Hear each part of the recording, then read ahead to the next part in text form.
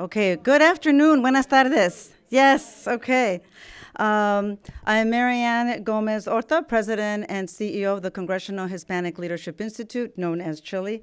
It is my pleasure to welcome all of you here in person and via virtual to our 11th Annual Trade and International Affairs Symposium. This year's theme is the Western Hemisphere's competitive advantages and opportunities. CHLI is at the core is a leadership development organization. We prepare, connect, and honor Hispanic leaders and those who support them. CHLI prepares future leaders through internships, fellowships, scholarships, and leadership conferences. CHLI connects future leaders through congressional policy briefings, forums with members of Congress, the CHLI Future Leaders Conference, the Trade Symposium that you are all here participating in, and we also have a CHLI Alumni Association for close to 300 alumni now across the country. CHLI honors leaders in public service and international leadership relations at our annual gala in the spring. Held during Hispanic Heritage Month, this symposium convenes more than 100 international business influencers, Hispanic organization leaders, experts on trade, members of the diplomatic community, foreign ministers, U.S. government officials, and members of Congress here to discuss trade issues that affect U.S. global competitiveness. This is why the CHLI Trade and International Affairs Symposium is incredibly important to all of us here at CHLI. I'd like now to thank our sponsors. You know this would not be possible. First, to thank the Ambassador Green of the Woodrow Wilson Center and everyone here at the center for your hospitality, for opening the doors, and for being here for us, as well as all of our speakers. I also want to take the time to thank Amazon, UPS, Tyson Foods, Delta Airlines, General Motors, HP, Walmart, Becker and Poliakoff, and Halion. Thank you again for your support. Today, there will be individual speakers and two panels. The first one is on managing established and new relationships in the region. And the second one will be an update on the U.S.-Mexico-Canada agreement, known as the Usmca.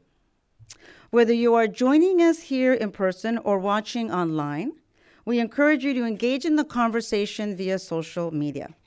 You can follow us on Twitter or Instagram at @TheCHLI, or again, use the hashtag #TheCHLI, THECHLI, not the chili, but CHLI.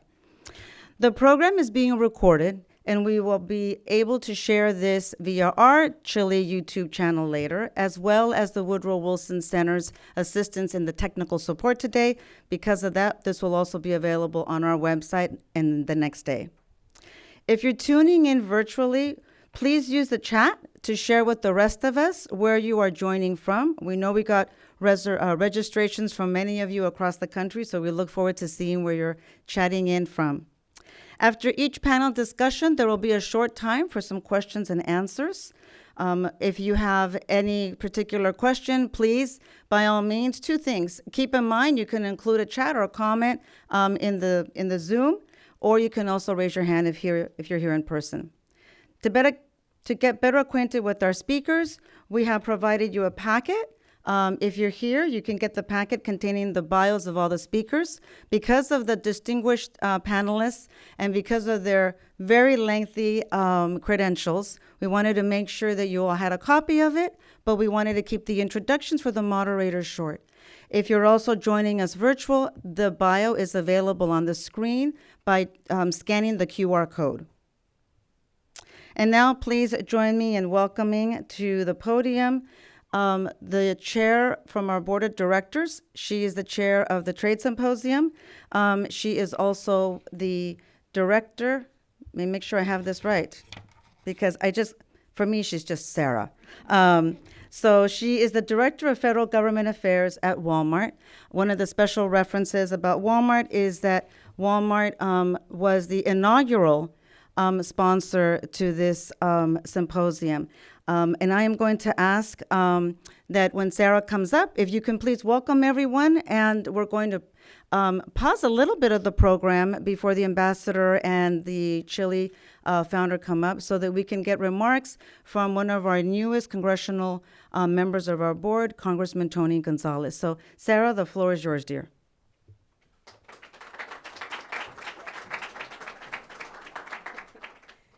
Thank you so much, Marianne. It's so great to be here today, this afternoon, with all of you in the room and those tuning in virtually.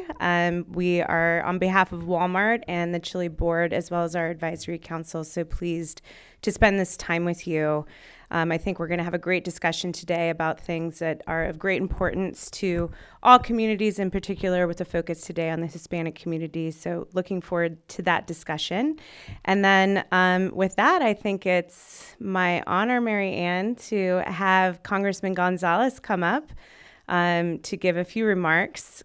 Congressman Gonzalez is one of our newest board members, if I recall correctly, and has been a great public servant who's overlapped with me a few times. So happy to have him here. So please give him a great round of applause, Congressman Gonzalez.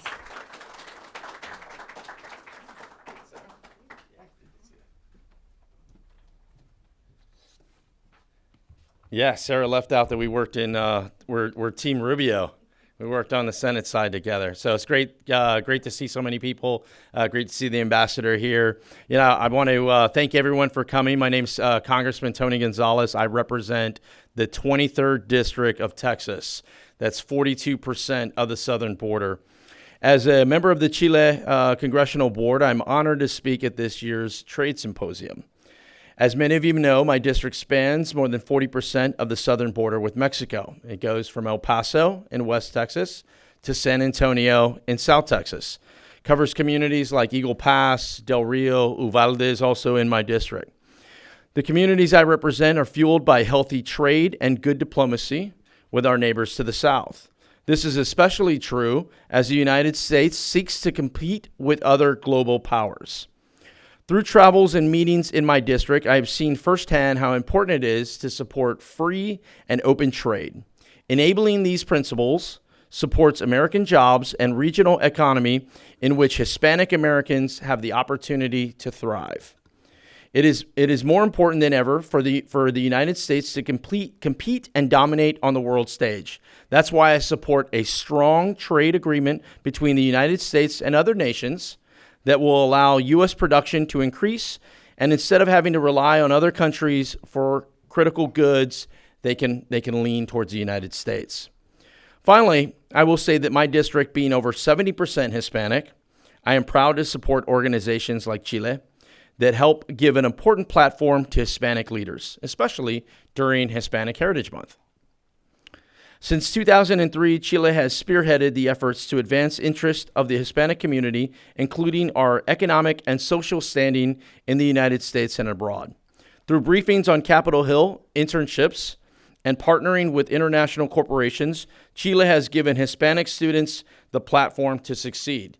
You know, my own chief of staff, Cesar Preto, was once a CHLI intern, and now the guy's running the place. Thank you, everybody, for having me. I want to give one more shout out to my good friend Lincoln Ballard here. Thank you, sir. It's a pleasure to serve with you on the board, and anything I can do to help. And I just want to remind everyone, happy Hispanic Heritage Month. So, all right, take care. Great. Thank you so much for your patience, guys. We appreciate it.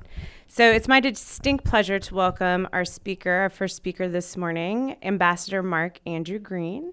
He's the president and CEO of the Woodrow Wilson International Center for Scholars. Previously, Green served as an executive director of the McCain Institute, was the administrator of the U.S. Agency for International Development, or USAID, president of the International Republican Institute, and senior director at the U.S. Global Leadership Coalition. Green also served as the U.S. ambassador to Tanzania from 2007 to 2009 and is a former member of Congress representing Wisconsin's 8th District from 1999 to 2007. So please join me in warmly welcoming Ambassador Green.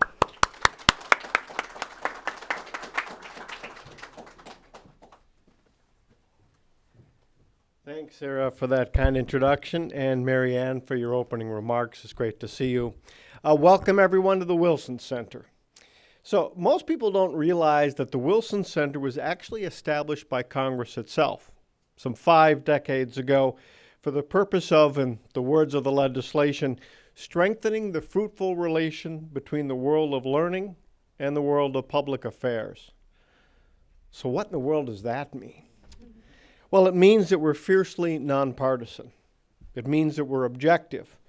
It means that our independent scholarship and analysis aims to develop options and recommendations that policymakers and influencers can trust. We are proud to co-host this event alongside CHLI as we celebrate Hispanic Heritage Month.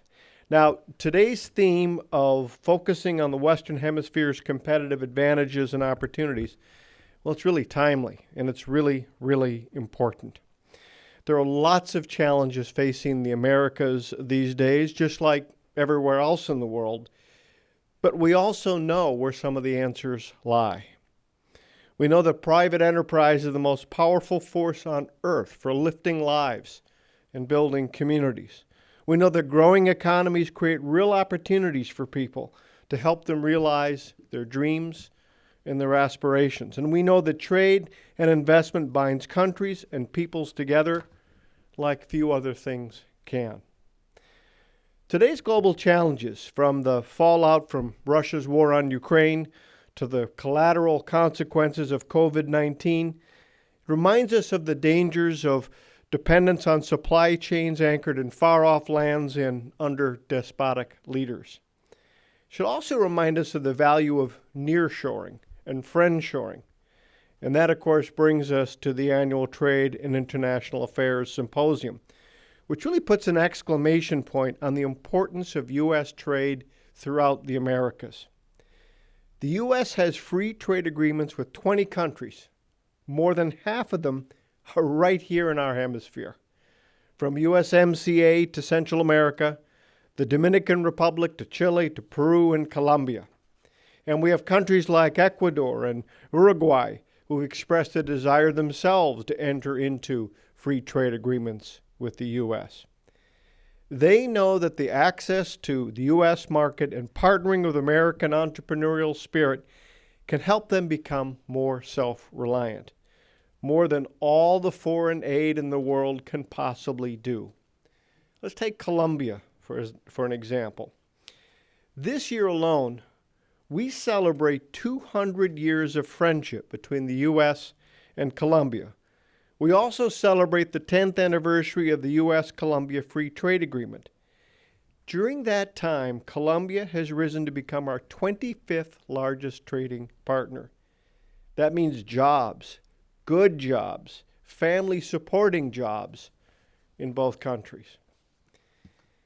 Even during these difficult times in the global market, Colombia has achieved a record 10.6 GDP annual growth, and it's expected to grow by 6.1% in 2022 alone.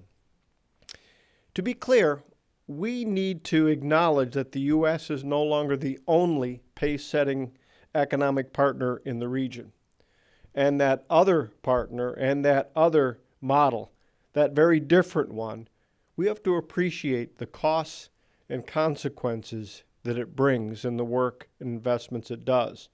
It brings unsustainable debt. It brings nefarious technologies. It brings over-collateralized natural resources. China's presence and priorities should cause us to double down. We are the investor of choice, the trader of choice, and we should celebrate and seize the opportunity that it brings. It's time for action. How about adding an accession clause to USMCA, just like we had in NAFTA, that gives an opportunity for non-signatory countries to join the agreement? This would also be an incentive for other countries in the region to receive access to the North American market and to adhere to higher trade and labor standards.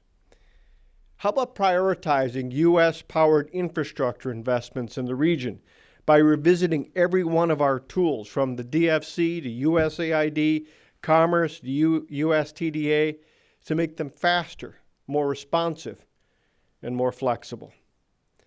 The U.S. private sector is ready with its technologies, financing, and industrial capabilities. Our private sector shouldn't hold it back. I'm confident that the expert panelists we'll hear from this afternoon will also offer recommendations to policymakers that should be taken up and examined. So you just heard reference. I am a former member of Congress, and we heard from Congressman Gonzalez back when I served, which seemed like a very long time ago, ancient history. I had the opportunity to serve with Lincoln Diaz-Balart, and Link became a very good friend. I remember from the earliest days, he was on the Rules Committee, and when you're a young member of Congress trying to figure out which way is up, you turn to the Rules Committee all the time. I'll say that Lincoln was rather opinionated, but opinionated for the right things, the best things. So the fact that we get to work together now and partner on a cause as important as this, from my perspective, it's just gravy. Lincoln, it's great to see you, and I'll turn it to you for some remarks. Thank you, Lincoln.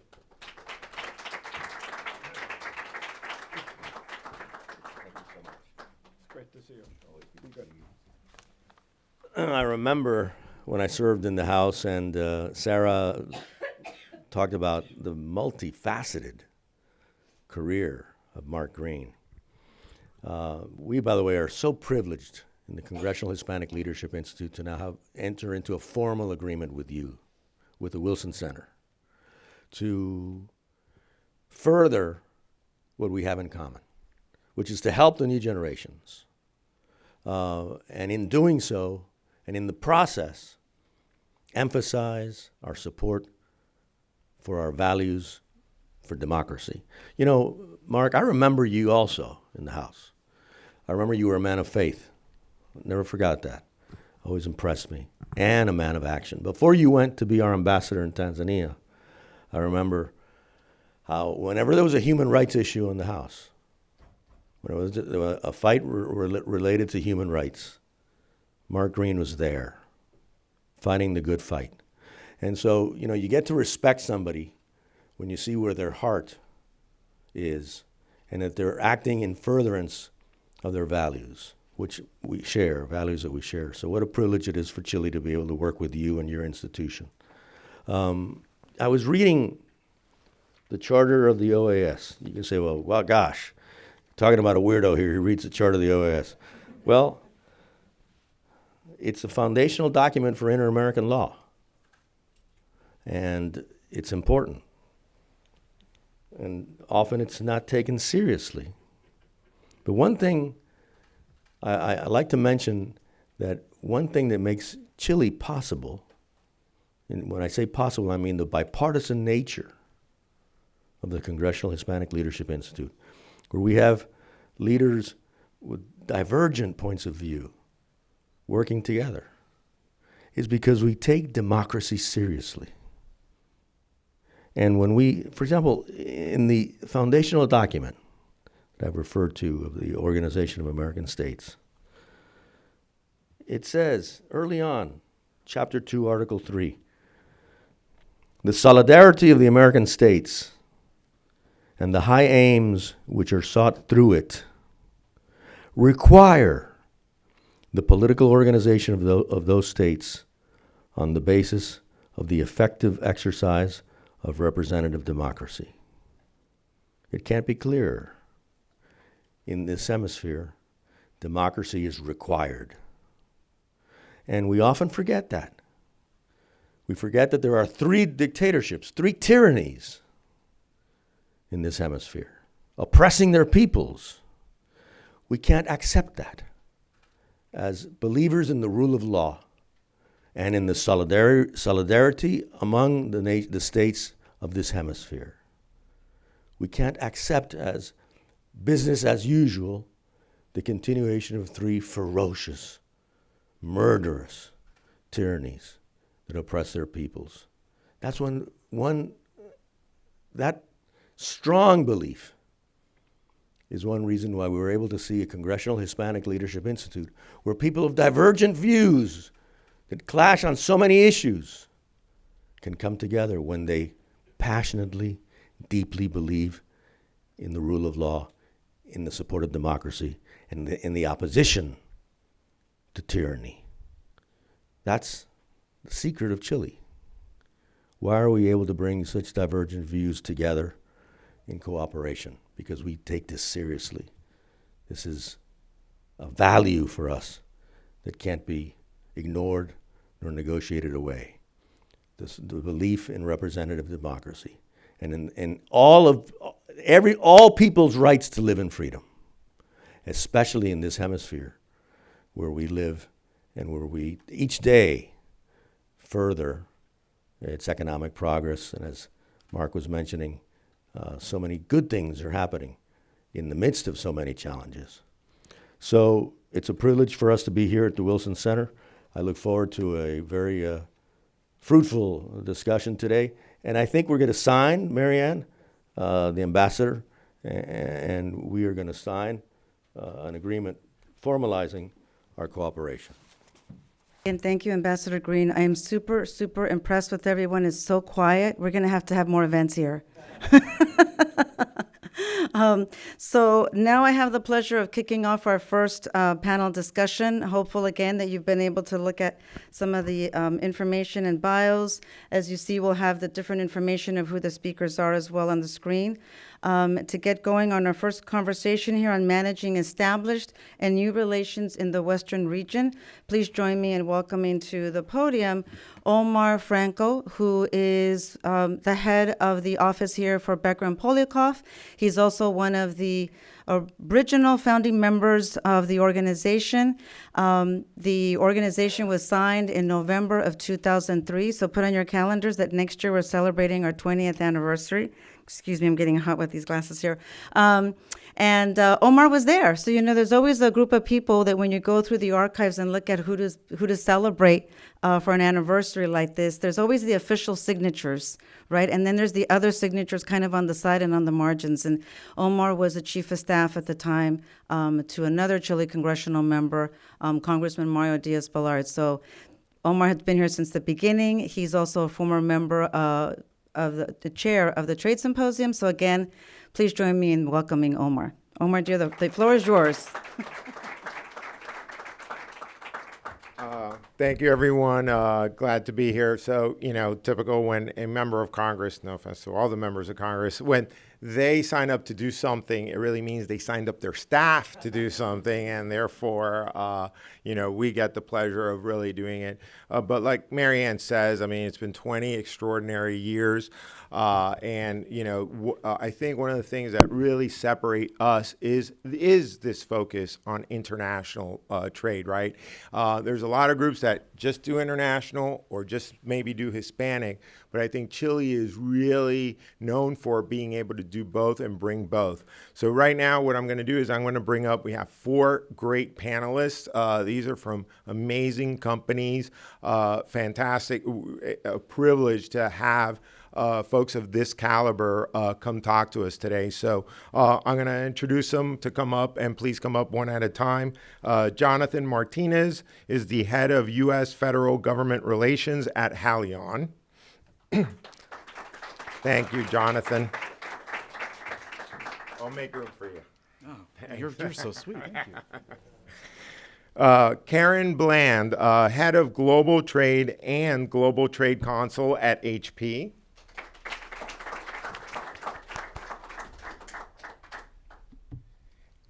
Arrow Azuret, Director of America's Public Policy at Amazon.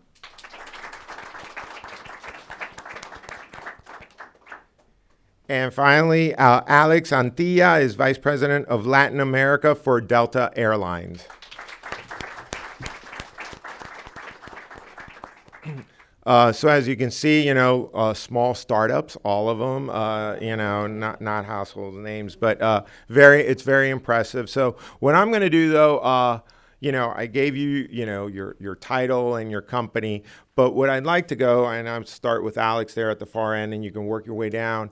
Obviously, reintroduce yourself, but one of the things I think, we have so many young people here and so many, and they're learning. Maybe just tell us for a little bit, how you got here, right? Why are you here in this seat and at the company you are at? Because it's always, for us, it's always, it's part of the story, and then that will help drive, some of the questions, I think. So, Alex? Happy to go first, and thanks for the opportunity. Thanks to be here to answer your questions. Luck, I just happened to come into this job. No, I studied at Washington University. I was a generalist there. I didn't have a specific career or idea in mind, honestly, because I didn't know what I wanted to be when I grew up. So I studied a lot of different things, and then came across a job it was Northwest Airlines at the time. Northwest eventually merged with Delta Airlines, and I was telling some colleagues earlier today, it's been over 16 years now, and I haven't left because it's been a lot of fun. And fun and challenging for me go hand in hand. So that's truthfully why I've remained at Delta. Delta's an awesome company. I have the privilege of overseeing the Latin America region for Delta. I'm based in Santiago, Chile.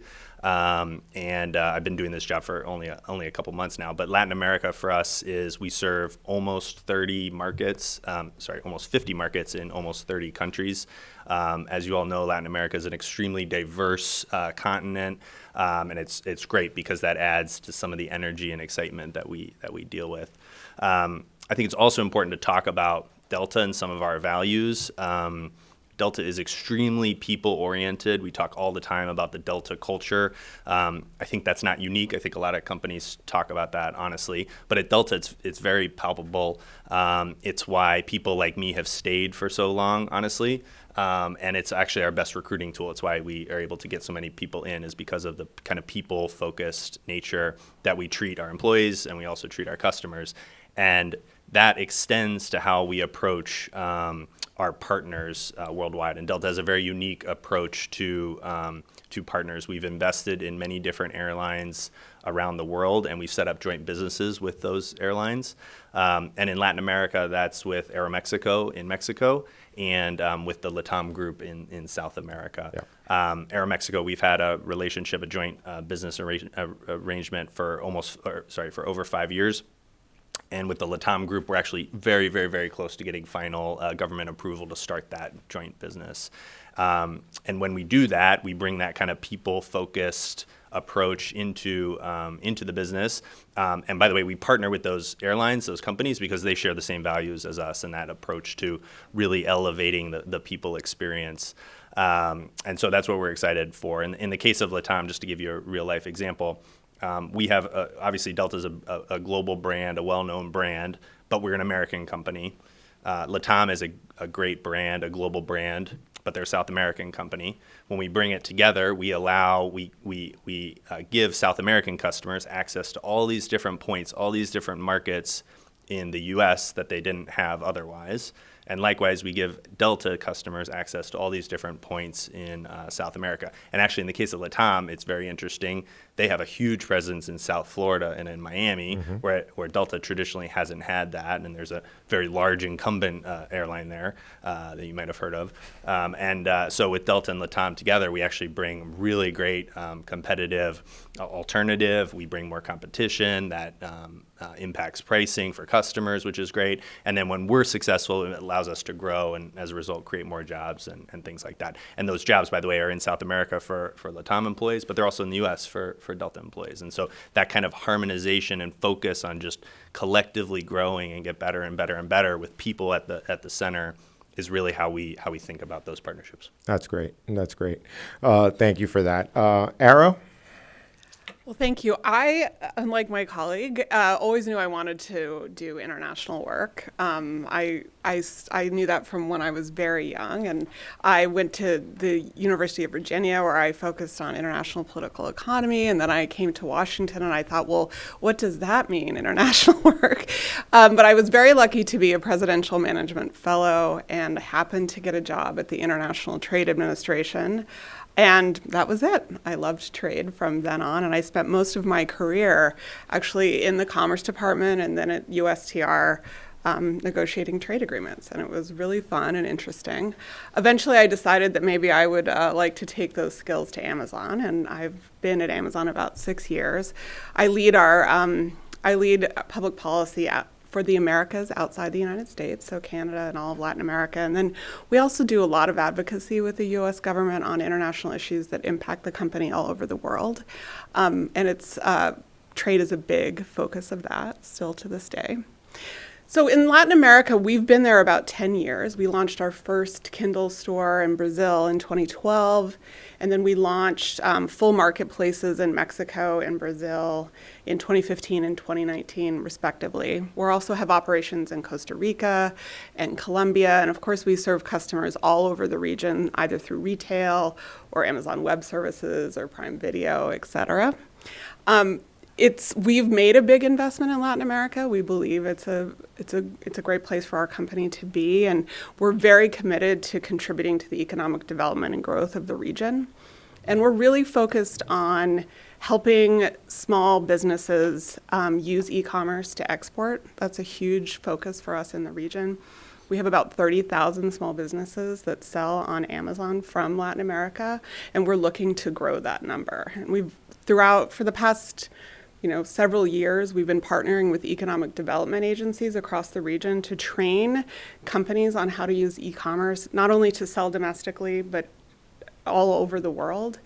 These small businesses often don't really have the tools that they need to do that. They don't have the technical know-how, and they don't have marketing skills, or they know how to protect their IP. And so we go in and offer a lot of training on how to sell on Amazon, and then partner with agencies who can bring in other experts to give them that kind of training. So in Mexico, for example, we've trained about 30,000 small businesses in the past 2 years, and we just announced a partnership with the Secretary of Economy to grow that exponentially across the whole country. And so we're really excited about how that contributes to economic growth. But of course, we're also really focused on what are the sort of bigger barriers, the sort of trade barriers that prevent U.S. and Latin American countries from really taking advantage of e-commerce. One of them is sort of the customs blockers, the fact that it's really slow to get through customs in most Latin American countries, and the small businesses don't have the resources to pay for that the cost of getting their product across borders. We're also really focused on financial inclusion and innovative digital payments, because, in a lot of these countries, just our customers and businesses don't have access to traditional banking. And so we need to be creative about how they're going to, pay for e-commerce. And I think we're working with a lot of different governments on this, because these are actually blockers to e-commerce growth across the region. Imagine if customs was easy and streamlined across all of Latin America. You could really see everyone benefit by being able to sell to their neighbors, given the common language. And it's the same for payments. So that's a focus for us. And thank you so much for having me. I'm really excited for this. No, thank you for being here. Thank you. Jonathan? Sure. So thank you for having me.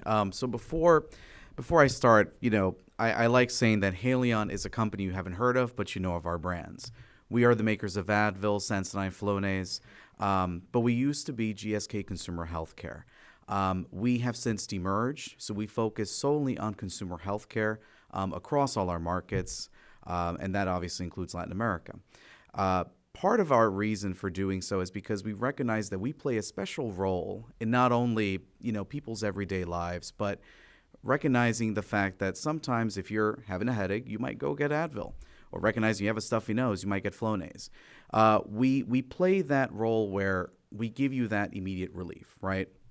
And in a lot of terms, in some cases, we're that supporting line for working class families, whether it's here in the United States or it could be somewhere in Costa Rica, Colombia, you name it. We have a variety of operations in the region.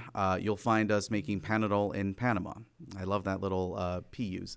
But we make that there. We go ahead and have operations in Colombia. We also have a strong presence in Mexico. One of the things that we have found, in particular with our work and our purpose, is making sure that people are able to access healthcare with humanity. And sometimes, even our partners in Latin America are a little ahead of us, right, when it comes to finding certain medications that are over the counter, right? In some places you go, whether it's, down in Nicaragua or down in Mexico, you say, I have this ailment, and you're able to get something without a prescription, right?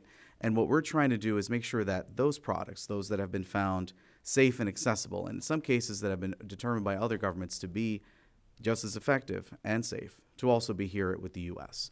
Prior to this role, I was actually with Congress for about a decade. So I used to work for Nydia Velázquez. I was her legislative director for a while. But it was a fantastic experience because you get to realize that there is a intersection between government and business, right? Whatever the government does will always have an impact on whether it's your business operation here in the U.S. or even overseas. And that has implications, and I can't emphasize that enough, especially now that you have so many working class families dealing with inflation. And we see our role as helping families there, right? Because in some cases, you have people that, would benefit from an over-the-counter product, but they just don't have access to that. So we're working with governments. We're working with our stakeholders and our trade associations to make sure that that happens. In Latin America alone, we work with about 40, and that spans the continent. So for us, I think there is that responsibility of making sure we deliver that healthcare with humanity and making sure that brand loyalty, right? Because once you purchase a product, you'll probably tell mom, hey, mom, I tried this, it works, or vice versa, right? And I think just, we fill that space. And Latin America is a big component of our business. And we like to make sure that, we make that accessible healthcare not only here in the U.S., but also there. And like I said, we're somewhere in your house, right? Whether it's Advil, your purse, we find ourselves in that specific space to help make sure that people are able to access their everyday healthcare, meeting their needs. Great. Thank you so much, Jonathan. And obviously, Karen. Yes, thank you. And I too am very pleased to be here this afternoon. It's interesting, I was listening to your background. I was like, okay, we were kind of doing the same thing. Just a little bit about me. I am an attorney, an international trade attorney. And I did go to law school knowing that I wanted to do something international. I thought I was going to be doing human rights. But I stumbled into a class called Unfair Trade, which is about anti-dumping and countervailing duty law. And it's a very, very narrow area of the law. And you have to be like a real trade geek to like this law. And I fell in love with that area of the law. So I ended up at the Commerce Department, where I was one of the attorneys in the Import Administration, working on AD/CVD, anti-dumping and countervailing duty laws. And then, as most attorneys do in Washington, you work for the government for a while, then you cycle out and you go work for a law firm. And I went to a law firm, Aiken Gump. And there my practice was heavily focused in Latin America, Chile specifically. Spent many months working in Chile, representing Chilean salmon producers, Chilean raspberry producers. Have very happy memories of working in Chile. But ultimately, after leaving the law firm, I decided I wanted to go do trade for a company. And my first in-house position was not HP, it was another company, but it was boring because they didn't have a lot of trade. So I found my way to HP, and I've been at HP for a little over 2 years. I came on board as the Global Trade Counsel. I am now head of global trade, so I have both a legal role as well as a manager role, and I manage a team of trade compliance professionals for HP around the world. And I always say to my team, we are responsible for making sure that all those PCs and printers get out, get shipped, get into the countries, and get into the hands of our customers in a compliant fashion without penalty or delay, customs delay. And so part of my team, I do cover trade worldwide, including our AMS region. I have several team members who are in the Americas region. And the Americas region is very important for HP.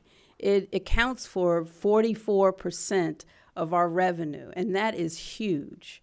And we have sites in Mexico, Brazil, Argentina, Colombia, Costa Rica, Peru, all right? And, it is a major part of what we do. Yes, we're selling, and sales is very important, and we have big sales in that region. I mean, look, quite frankly, we would like every single individual to own a HP PC or printer or other device. But sales is not the only reason why the region is important to us. It's also part of our supply chain strategy. And I think with the pandemic and other disruptions that we've experienced with the supply chain, the Americas region is incredibly important because it's an opportunity for companies, manufacturers, now companies are looking for resiliency, right? The pandemic showed us that we have to be resilient. And resiliency means diversification, all right? And now the driver for how you build your supply chain model is no longer low cost. It's about flexibility. It's about being close to your customer. And for HP, it's also about our environmental values. And that means being close to our customer by lowering our transportation cost, reducing waste, lowering emissions. These are all now factors that go into how we build our supply chain.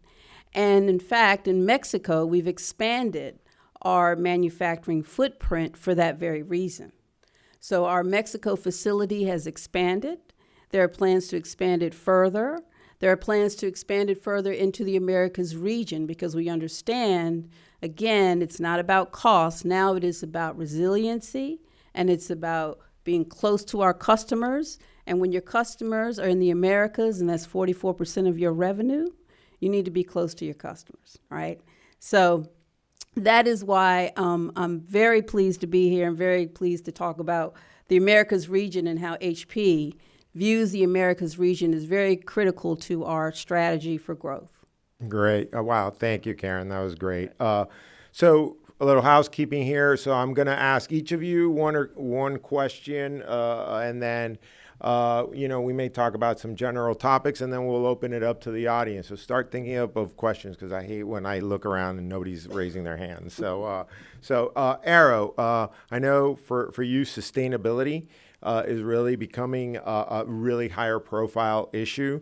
Obviously, I know businesses have been trying to act on their climate commitments. So could you tell us, what Amazon and what you all are doing for that? Sure, of course. I'm excited to talk about that. Thank you for asking that question. Amazon is committed to bold climate action.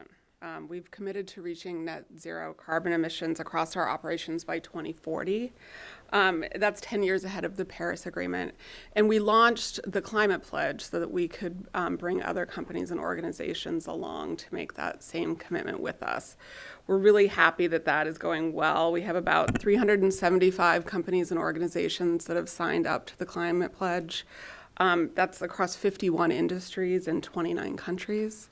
And we're actively recruiting more. So if you work for a company, you want to sign the Climate Pledge, let us know. We also launched a $2 billion Climate Pledge Fund, which goes to companies that are championing sustainable technologies. And we've made a lot of commitments about how to decarbonize our business. We've committed to powering our operations with 100% renewable energy by 2025. We're the world's largest corporate purchaser of renewable energy now. We've pledged to make 50% of Amazon shipments net zero by 2030.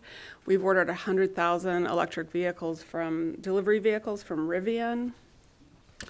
And those goals are global, and they apply to Latin America just like anywhere else. But I wanted to also tell you about a couple programs that we've launched in Latin America.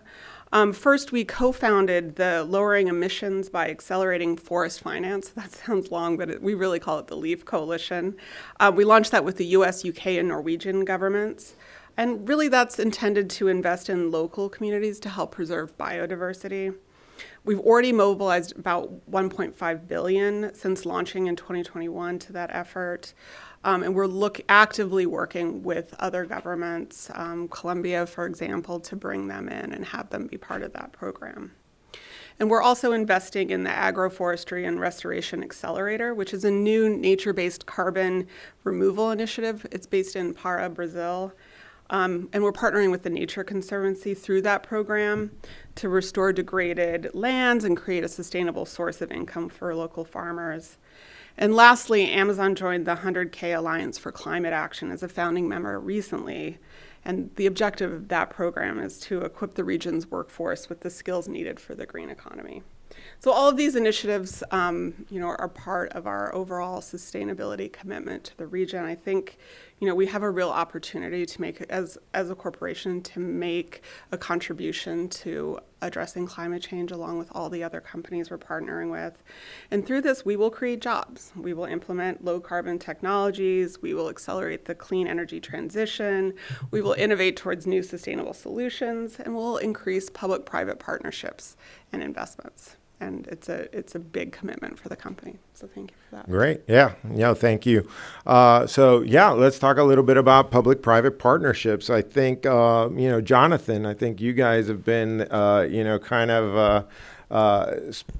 a lot of that in the Hemisphere. And so we'd love to hear about some of the things that you're doing on that. Sure, absolutely. I think, one of the things that we think is critical is to always remember that our hemisphere obviously includes our countries, but it also includes our territories. And most people don't know this, but we actually make Centrum here in the U.S. and Puerto Rico. And Puerto Rico, for us, and, our thoughts are with them, obviously, with the most recent hurricane. And we, as soon as, we saw, the footage from disaster, we made sure that our employees were safe and okay. And we have had a great collaborative relationship with Puerto Rico's authorities in getting, renewable energy, getting the appropriate, permits to get what we need to ensure that our facilities remain sustainable while meeting EPA regulations and, if not, exceeding them. We also have done some work in expanding our presence, whether it's Colombia or Mexico. And again, remember, we're the new kids on the block, right? I'm lucky to be with a great panel of folks whose companies have been, established. We're finding our niche, right? And, for us, it's really finding that opportunity with governments, whether it's unemployment, whether it's retention, being able to make it real for the communities that we serve, right? And I think, when it comes to looking at our initiatives, I think more than anything else, Puerto Rico is a footprint, an example of what we would like to implement with other folks, whether that's in Mexico, whether that's in Colombia, because we do think that there is a critical nexus on making sure that products are made locally, right? Especially when you have some of us who have significant commercial presence in these countries, we always want to make sure that we can generate value not only for our customers and our consumers, but also the people that make the products as well. Yeah, no, that's great. That's great. So, Alex, let me turn to you. So, investments. You guys are looking at making some investments in the region. Like, what does that look like for you all, and what does that mean for the Hemisphere? Yeah, it's a unique model for the airline industry for somebody to take such an active role from an investment standpoint, but we've decided that's the best way to create value for our customers. And so I mentioned earlier, we have a number of investments around the world, but the two in Latin America are Aeromexico and the LATAM group. And our philosophy with them is to really just go all in with them together. With, again, the customer at the central point. And I'll use kind of a hypothetical here for a second. But if you're driving down the highway on your way to the airport and you see a billboard that says, partner A and partner B airlines are together and they're gonna take you to, whatever place in the world, you get excited, you're happy about that. But then you get to the airport and you try to check in, and you're checking into the other partner's flight using, partner A's kiosk, and it doesn't work, or you can't get a seat assignment, or you can't get into the partner lounge. Those are things that, from a customer standpoint, break trust. And it happens, minutes after you thought that they were partners. At Delta, it's not that we don't do marketing. It's not that we don't want to publicize our partnerships. But for us, it's much more important to do laying the pipes behind the scenes, setting the foundations, so that those types of issues don't happen to customers, that customers have a seamless experience when they're traveling. And we call it the travel ribbon, right? From your time of looking for a flight all the way through the airport, all the way onto the plane. Certainly the plane experience is important, but then getting off, getting your bags, that whole experience is important to us. Delta is an industry leader in that travel ribbon. Latam, Aeromexico, all these other partners we have are also industry leaders, but it gets really complicated when you start combining things.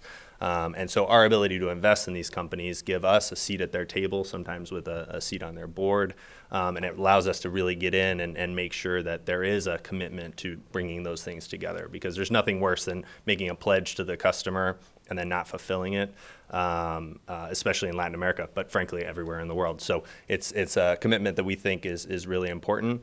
It's also why I'm based in Santiago. Latam's headquarters happens to be in Chile.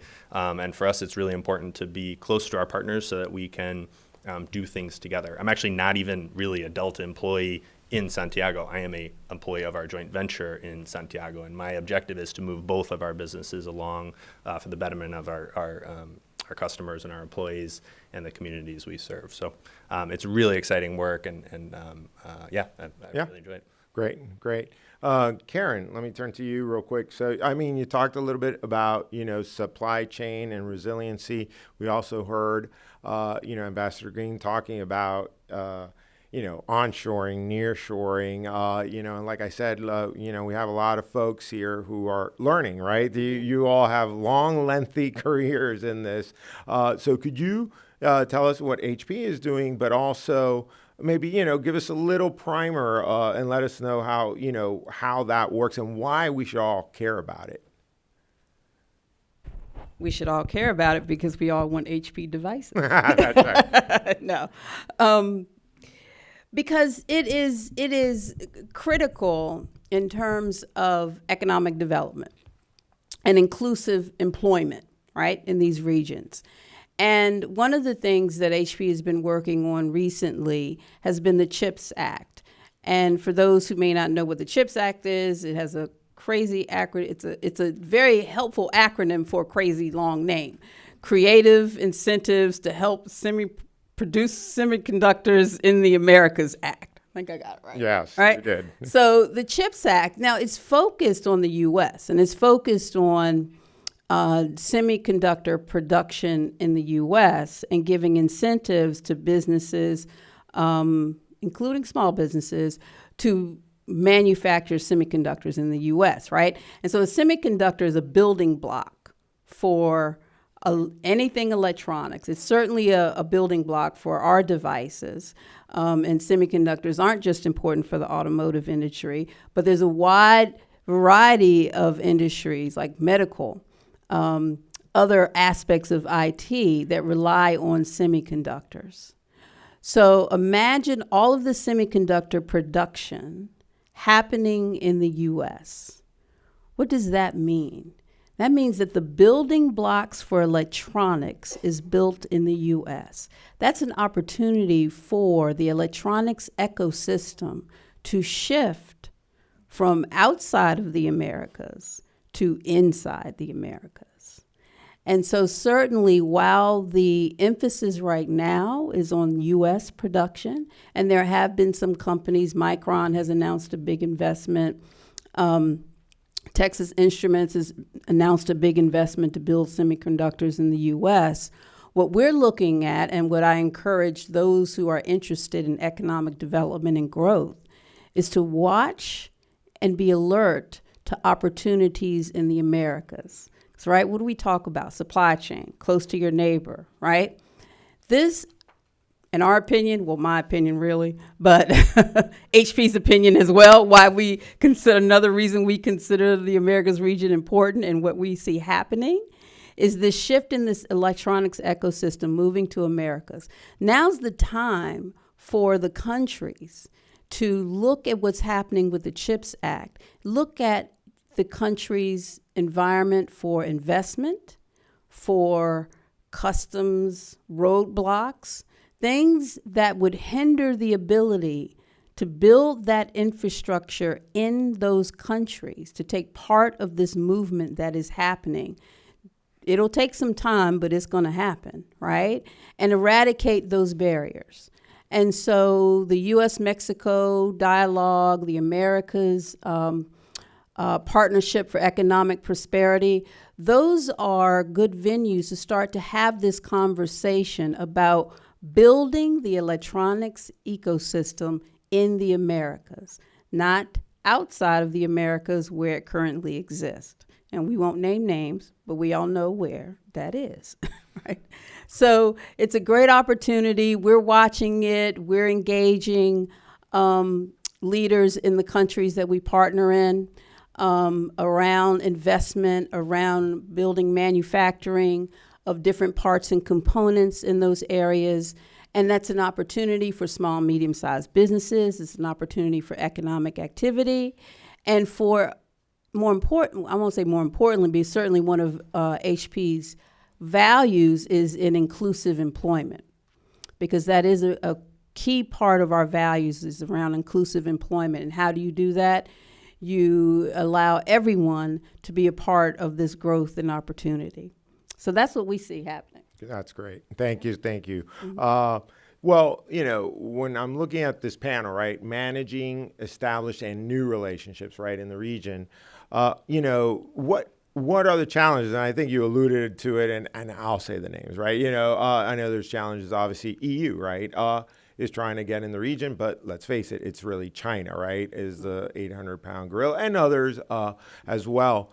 And I'm throwing this out in general to no one in particular, but what do you all see as, challenges, current challenges that I think you all are trying to overcome that's coming from, having to deal with China getting into the region? Anyone? Jonathan? We could use some harmonization. Yes. I think when you look at, and again, I'll speak just from the consumer healthcare part, right? When you have things like unfair trading practices, countervailing duties, all the fun stuff that we talked about earlier, it has a cost for consumers. And that means that you're going to have more expensive prices for people that otherwise should be having fair access to not only, your computers, your chips, or even the stuff that you get shipped to your house. There are serious implications. And we're thankful that we partner with, organizations here in the U.S. You've got the U.S. Chamber of Commerce. That's fantastic. With trying to help us, create that dialogue so it exists. But really, harmonization is going to be a big thing, especially when you have these competing, other entities, let's call them that. And, they might not always have the best interest of the consumer in mind. So, we always step back and say, okay, we've got this. How do we make sure that, of course, our products, stay accessible, but also that they are not subject to some of these unfair practices? Yeah, no, that's a great point.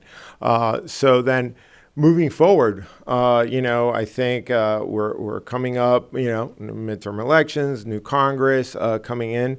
What do you think, what does 2023 look like? Take out your crystal balls, and maybe I'll start with Alex and just, I know, just some of the things, not just for, the country, with the region, your company, what does FY23 and what would be a success story coming out of that? I think the best way to look at it is, you're sitting at the end of 2023 and we're toasting a great year. What makes that a successful year? And I'm personally very bullish on 2023. We've learned so much in the pandemic. Obviously, the resiliency you were talking about. We have that, plus now a backdrop of a little bit of normalcy. So those two things together, I think, create a really nice recipe for us having a strong 2023.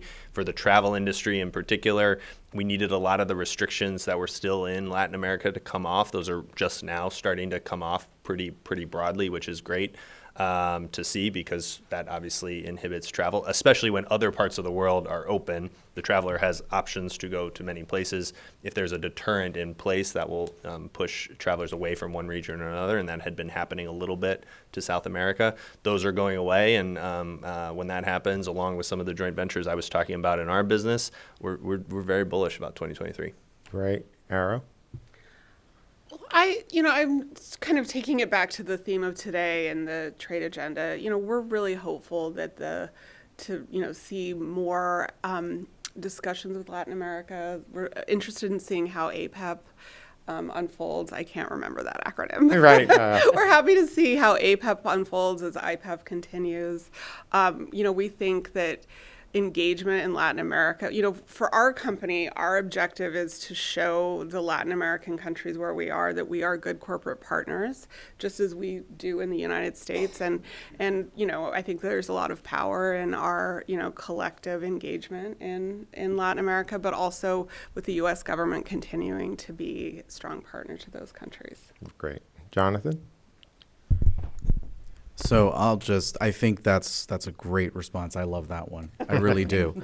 But I think, and I'm sure we've all gone through this, right? Just getting out of this COVID box, right? This whole COVID experience, right? Even the fact that we're here able to, share and talk with each other, we couldn't do this a year ago. So I, agree with her assessment. I'm very bullish with 2023, from a commercial perspective, but also from one in which we can have some of these more meaningful conversations with government leaders across the hemisphere or within our own government, because, there are people that want, to make change. We got used to things the way they were, and we've realized that it's not the best way to do business, right? And whether that's, from the personal aspect of work from home to, being able to access products. So I think we're going to see some more changes in the next year.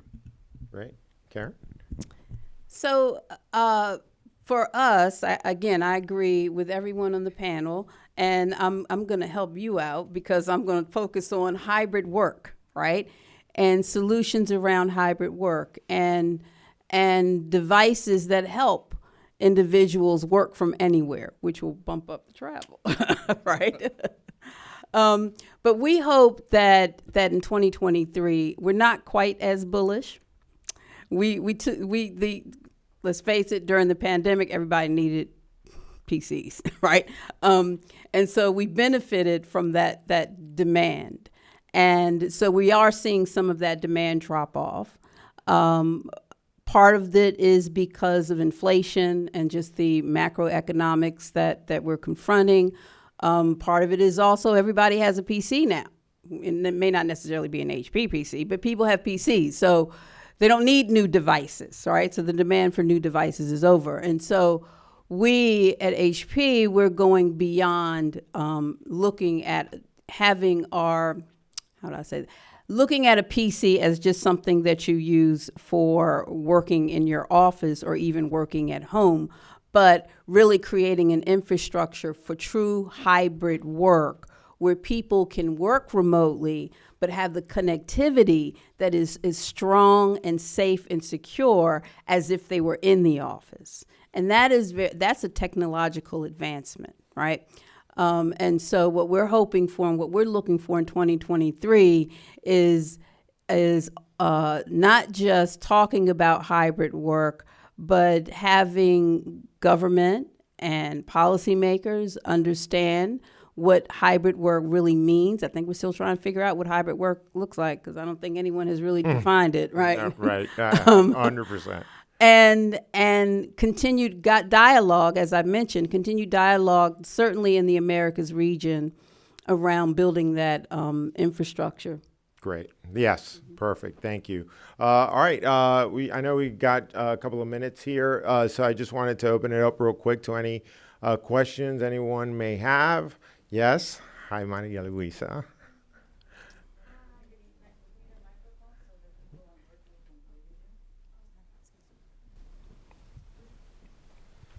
Thank you.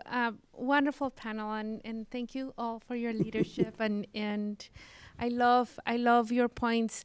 I'm curious to get your thoughts on, as we have seen in LATAM region for the past, I will say 10 years. There's been a wave of different perspectives from the communities in different areas, asking for more transparency, for more automation. There's different topics. How do you see the impact of the new government waves that we're seeing in the region? Do you see it impacting at all your business model, or what will be your common sense approach in terms of how do you deal with certain changes? I try to do it not too left, not too drastic question that no one wants to answer, but more on that part. I'm curious how your companies see that. I can start. Yeah. So for us, it's about engagement. it's been referenced here around the problems that you can face with customs and customs across different countries in the region. That's a headache that I live every day. I get an email, shipment was stopped. We got to figure out how to clear the system, or we're getting audited and the audit takes 2 years, right? And so I really think that there should be a conversation with the different administrations in the countries around harmonization, and recognize that to position, part of positioning to be a strong player in the I keep going back to this, be a strong player in the economics, electronics ecosystem, those trade frictions have to be addressed. That has to be addressed, because that will undermine that strategy and hold companies back from investing and building their products, because it's going to undermine the ability to get those products out or get them in to the country. Yeah, that's a great point. I'll add maybe a perspective from the airline industry. We maybe joke, I don't know if it's a joke really, the airline industry is subject to any and all global events, right? Like literally everything. When a volcano erupts in Iceland, it impacts flights to Europe. We saw some demand fall off to Cancun a couple years ago because smelly seaweed was washing up on shore. These types of things like really don't impact most companies, but they impact our industry. And so what we need to do is build, again, back to that word resiliency. We need to build resiliency in our business to cope with those things. And so that's the way I think about it, is instead of approaching each of those maybe changes in administration or different tariffs or whatever it is, instead of viewing those as negatives, view those as circumstances and try to do it better than everybody else. Try to work around it better than everybody else. Because in our industry, just because an administration changes in a country doesn't mean those people aren't going to want to travel. It means that they have maybe more roadblocks that they need to get around to travel. And so it's our job to be better at getting around those roadblocks than everybody else, so that people choose our company. All right, great. Thank you. Danny? Hi, good afternoon. Thanks, Omar and panel, for your conversation. My name is Danny Vargas. I'm the head of a marketing PR company called Varcom Solutions here in the DC area. But in my prior life, I was the head of sales and marketing for France Telecom in the Western Hemisphere and the VP of Latin America for AOL. My experience back then is that a couple of the key words for making sure you had sustainable success in Latin America had to do with relationships and respect. I saw too many failed ventures of American companies going into Latin America with a puffed out chest saying there's a new sheriff in town, and it never worked. But as you build those relationships, whether it's as an organic brand in the region or through partnerships, we always made sure we took the time to examine the synergy with those partners and with those countries, so that not just from a business perspective, but also from a core values perspective, as well as from a corporate culture perspective. My assumption is that that's still the case, that relationships with respect and synergies are still vital to making sure there's sustainable business success in Latin America. Just want to get your thoughts from any of you. Jonathan? Happy to dive in. So I think the answer is yes. And I'll take an example from our recent participation in the CEO Summit at the Summit of the Americas. There are a lot of people that are interested in engaging with the private sector. And it's because, of course, we do provide, employment, we provide product, we play a role in people's lives. But I also think that as part of that conversation, we approach these governments as partners, right? And that's why it's so critical, right? One of the terms you've heard in this conversation is resilience.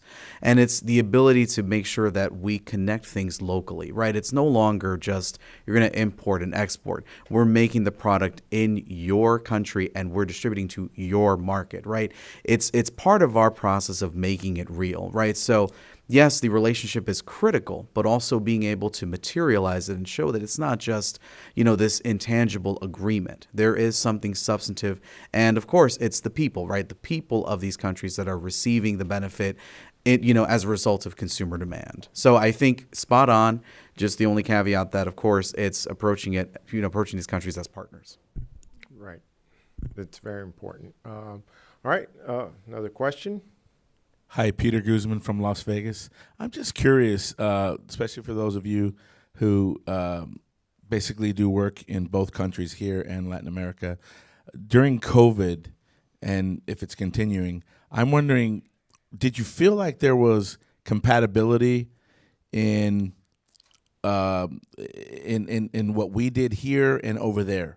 Was there similarities, compatibilities, and how did it affect your bottom line? You were looking at me, so I think.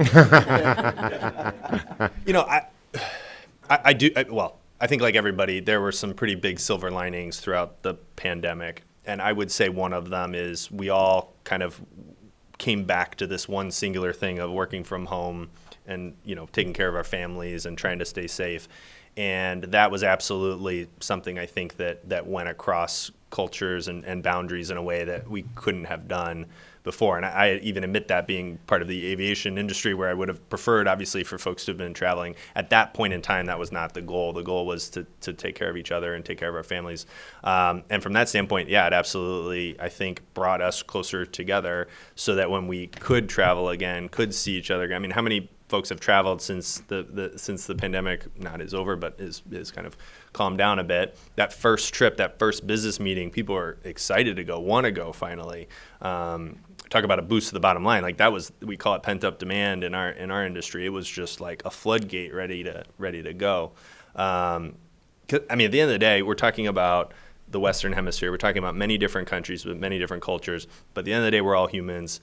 And when we connect, we do our best work. We also make the best friendships, forge the best partnerships. And so I think that's a way of answering maybe the last couple questions altogether, that it's pretty powerful when you can relate to people, relate to humans on a human level, and then do great work for the business, great work for employees, for customers, for communities. It's a special thing. Yeah. Anyone else? All right. One more? Yes. Brianna. Thank you. Is this working? Yes. Okay. So I was really happy to see that Karen from HP talked about the importance of inclusive employment and connectivity earlier in the discussion. And then Maria Luisa's question reminded me of programs like the Women's Exporter Initiative with UPS. So with that, I wanted to ask, what programs hosted by your respective companies provide critical services to women, or in particular, bridge women into the space of international business and trade? And if they specifically focus on women in Latin America, I'm very interested in that. I'll start. I won't be able to name them all, but but we have programs that are internal to HP, and then we have external based programs, right? So the programs within HP, we have what we call business impact networks. And there are a number of different BINs, right? There's a female BIN, there's a Latin American BIN, there's a Latin American women BIN, right? And these groups join together to do professional development, to talk about their careers, the challenges of working, as a woman in an environment that is, I would say historically it's been male-dominated, but at HP, there's always been a bright, intelligent woman. The founder of Wi-Fi was a woman, and she worked for HP. Anyway, not founder of Wi-Fi, but she was part of the engineering team that came up with the very first things that led to Wi-Fi. I'm not that technical. But then there are external programs, and my team, because I do have some team members who work in Mexico and in Colombia, they participate in groups that are country-based. And they have their own women groups that are country-based, that are separate and apart from the BINs. And I will say that at HP, we're not one of these companies that has the country director from the U.S. moved to the country to run the business. Our senior executives, managers of all of our sites are from that country. So the managing director of Colombia is a woman, and you can find her on LinkedIn. She did a nice little post the other day on LinkedIn that I saw, which is why it's relevant. It's top of mind for me. So they will do programs specific in their regions for their employees that help them grow and develop and achieve. Yeah, Arrow. So I mentioned earlier that we've spent a lot of time over the past few years working with small businesses, and through that, I think we've learned that special resources, additional resources for women are really important to the success of this program. So in Brazil, we launched a Women's Accelerator program, and we've done, it's not called the same thing, but several similar initiatives in Mexico, and they're relatively new, and we're seeing the results, but we're really excited about that opportunity, and I think it will grow. Yeah. Can I add one as well? So we, Delta's made a concerted effort recently to back women and minority-owned businesses throughout the supply chain. But one really cool one that's very tangible that you can see on the airplane is the amenity kits that you get with the toothbrush and all that stuff inside. They used to be full of single-use plastic, things like that. We got rid of that, and we partnered with a corporation called Someone Somewhere, and they find artisans, or they have a group of artisans in Mexico, mostly women, who create the specialized bag that we now give to passengers on the plane. And in there's a story about each of the artisan that we've given the opportunity to make that. So it's just one example, but it's a very tangible one that our passengers see on the plane, and it's very relevant, obviously, to Latin America because it's in Mexico. So, yeah, thanks for the question. Yeah, and just an outside group organization of women in trade, OWIT. So very big. I'm a vice president. So not that I knew that. Yeah, but, you didn't know that. You didn't know that. But they're most of the women in trade, so it's specific to that, and it's a great source of information, networking as well. So just wanted to give that up. So how are we doing in time? We have one question from our Zoom virtual group here. This will be the last question. Okay. And this is also my cue for the next panel to start getting ready. Okay. It is, how do U.S.-based multinationals balance U.S. need to protect its supply chain through, quote, friendshoring in the region while facing challenges with some Central American CAFTA members who have abandoned the democratic principles of the OAS Democratic Charter? A really easy question. Yeah. Anyone? Well, I mean, I'll dive in as the moderator here. I think for the most part, American companies really aren't doing a whole lot of business in those countries, for many reasons.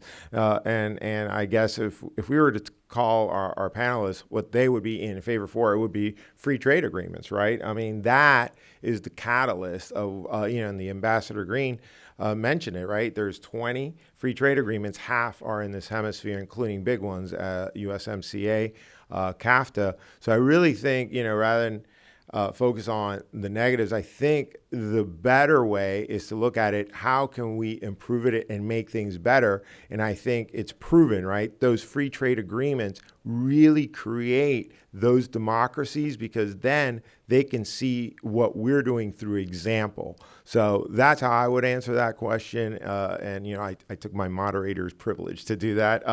But sometimes it's not necessarily looking at what are we not doing to punish folks.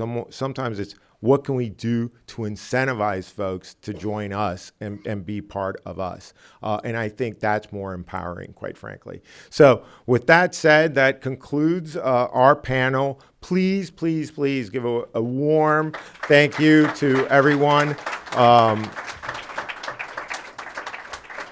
And we will see you at the next symposium or CHLI event. So we're going to ask if you can please pose for a photo. Yes. And while you do that, I'm going to set things up here for the next one. So while they do that, I want to thank them again, Jonathan, Karen, Arrow, Alex, and Omar for taking the time and giving us some new perspectives and sharing some information with us. Thank you so much.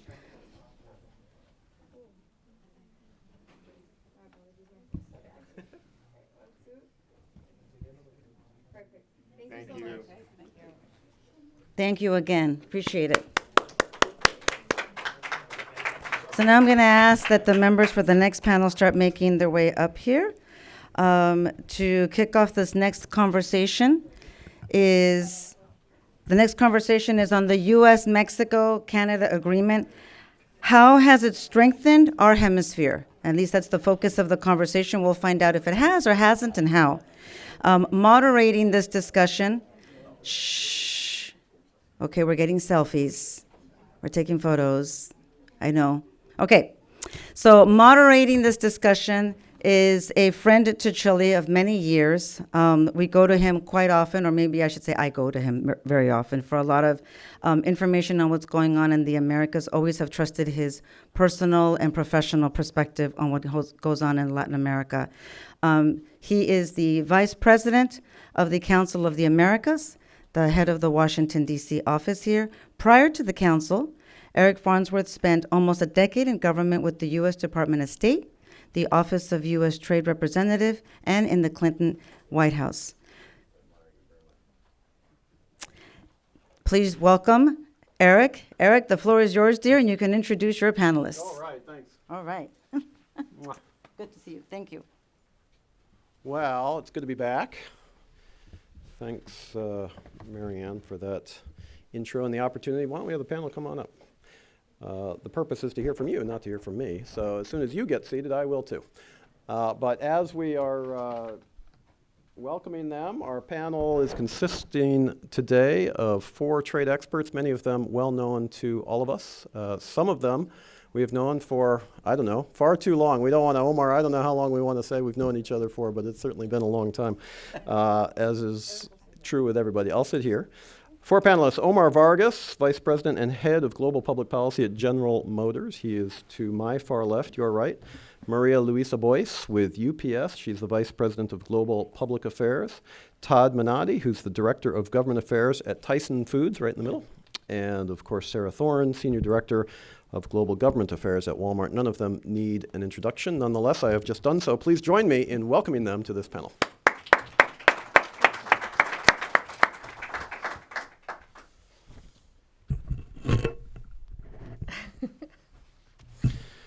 Well, as I say, it's a privilege to be back here at Chile. Before we get into the topic of conversation, I do want to say a personal note about Marianne. She was gracious enough to say that she depends on me. She's not telling the truth. We just get together and we have a lot of fun.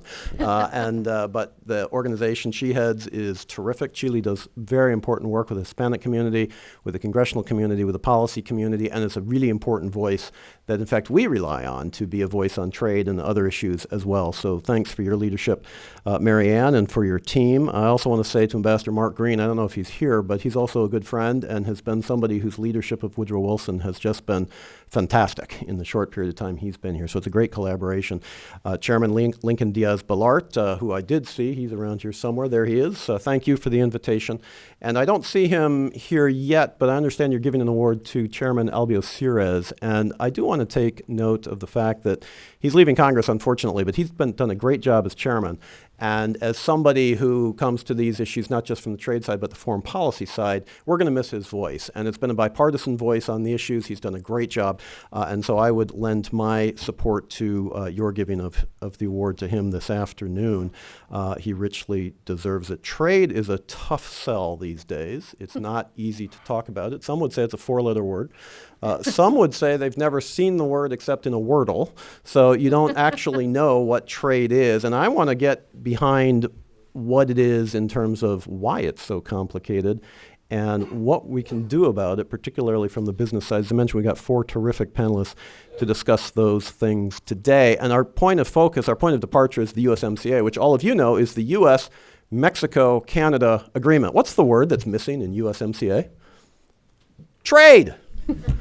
Right? U.S.-Mexico-Canada agreement, right? It replaced the NAFTA, which was the North American Free Trade Agreement, which was, in my view, one of the best things that the United States and Canada and Mexico have ever done together, but certainly from the U.S. perspective, gave us a terrific opportunity to expand into North America and broader into Latin America. And frankly, I wish I was on the last panel because I could have answered that question about CAFTA, and maybe we will when we come back to it.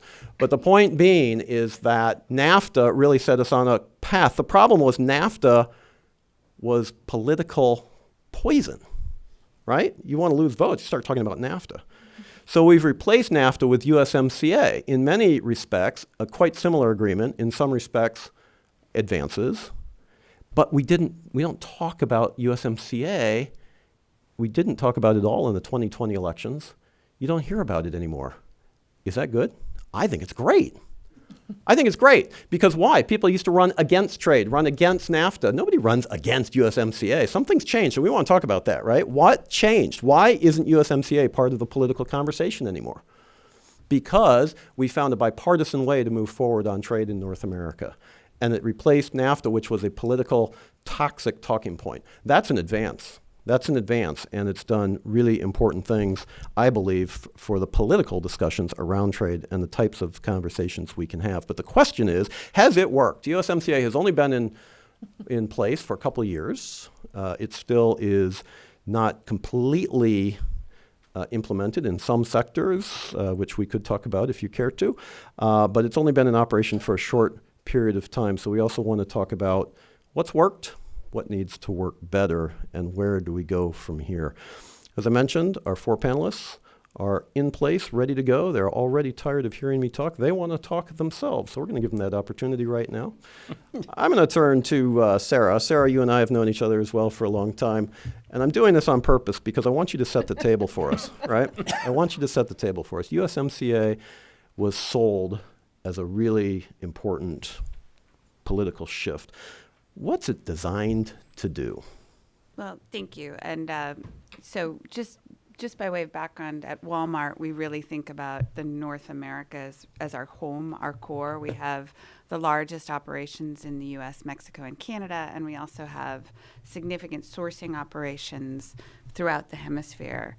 And what was interesting to us when we first started talking about renegotiating the NAFTA is when I went and talked to our merchants, they weren't really thinking about Mexico and Canada in some ways as separate entities, because it really was about the integration in North America. And so even our Canada team was like, I don't even really know how to classify imports and exports because we just think of it as one market. And to me, that was sort of a hallmark of the NAFTA, which was really intended in many ways to create a strong core and to unify the markets with Canada and Mexico, actually against Europe.